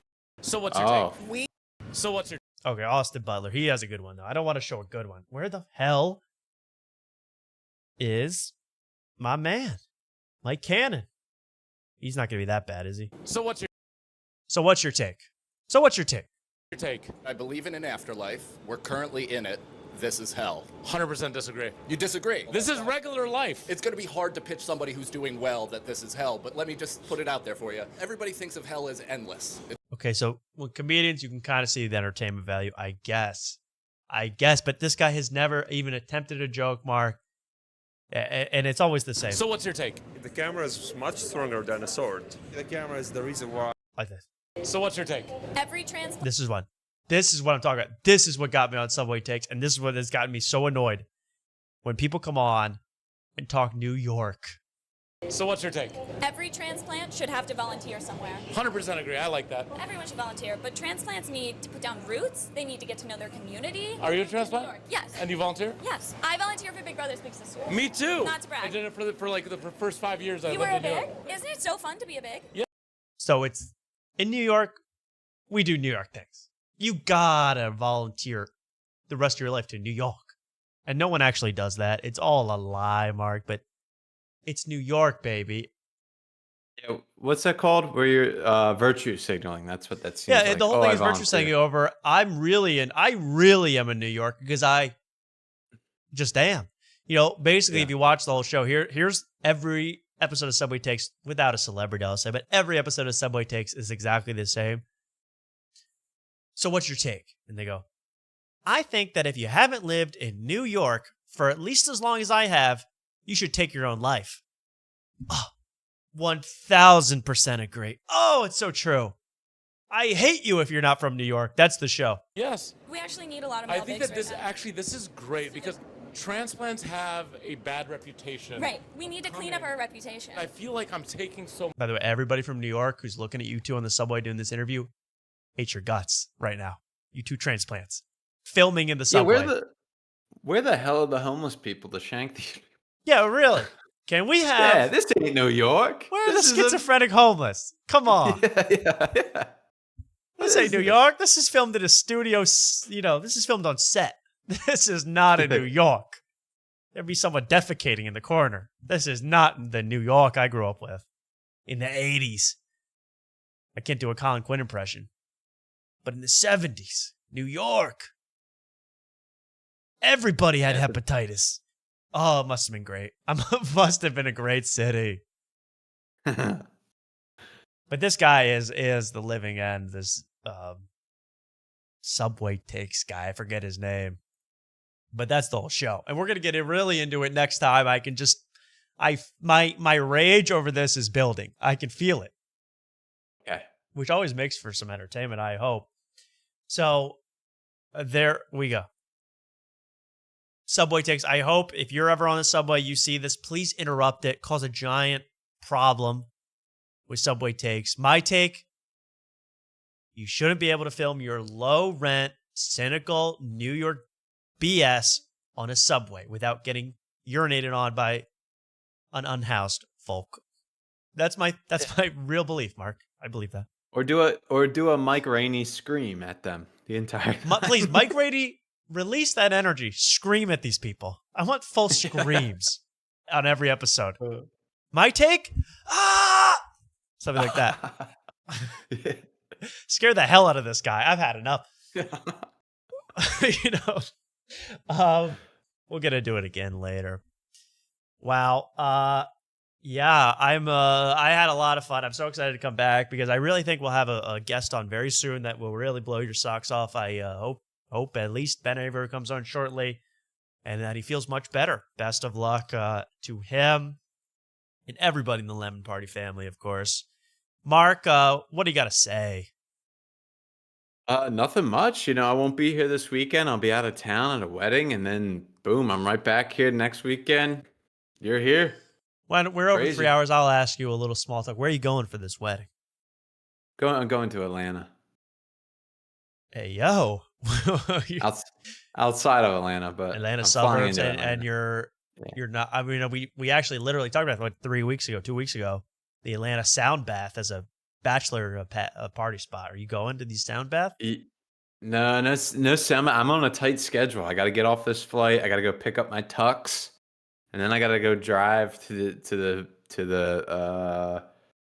hotel, and then from the hotel the next morning I'm playing golf with the boys out there at East Lake. No, it's Barnsley. Oh, now I'm giving away too much. Oh, everybody, meet Mark on Barnsley Golf Course, hole number 1. When's your tee time? Anywhere between 9:30 and 10 o'clock. I'm not really sure. Meet Mark on the course, Barnsley, 9:30 and 10 o'clock. He'll be there. I would like to see his swing recorded. Yeah. So I'll do a Tony Hinchcliffe. I'll roast while I can hit golf balls. You look gay. He's done it again, folks. That was my favorite. You're fat and gay. Get in the hole. This is a great. I wish every golf match I played was like that. Hey, folks, enjoy yourselves wherever you are, wedding, otherwise, whatever the hell you do. Barnsley car. Barnsley car. What if Jimmy Carter's son's name was Barnsley? I'd be laughing. Hey, Mark. Thank you so much, Mark. Have a great night. Why don't you? Good night, Tom. Good night, everyone. Yes, thank you, everybody, for being here tonight. Really, I will, by the way, next week, I won't be beaten and bruised. I'll be back. I'll have my hair cut. I'll have a new shirt, a new blazer. Everything will look better on me in a big, big way. Not that, what do you guys care about that kind of stuff? What kind of guys are you? I'm just kidding around. Hey, I had a lot of fun tonight. Have a great night out there. Oh, yeah. We're still giving away, not selling. We're still giving away stickers till we run out. So it's on the Discord. It's on the Instagram. Hey, get a sticker. I don't mind paying for postage. I'll send it over to you. I want to get, these stickers are starting to, they're really big and they're starting to take up way too much space in my apartment. So please take them off my hands. I hope you had a great night. Is Ben Avery streaming right now? Is that happening? Because I hope he's well enough. That's all I'll say. I hope he's well enough. If he is well enough, why the hell isn't he here? I'm just looking it up. I'm just curious.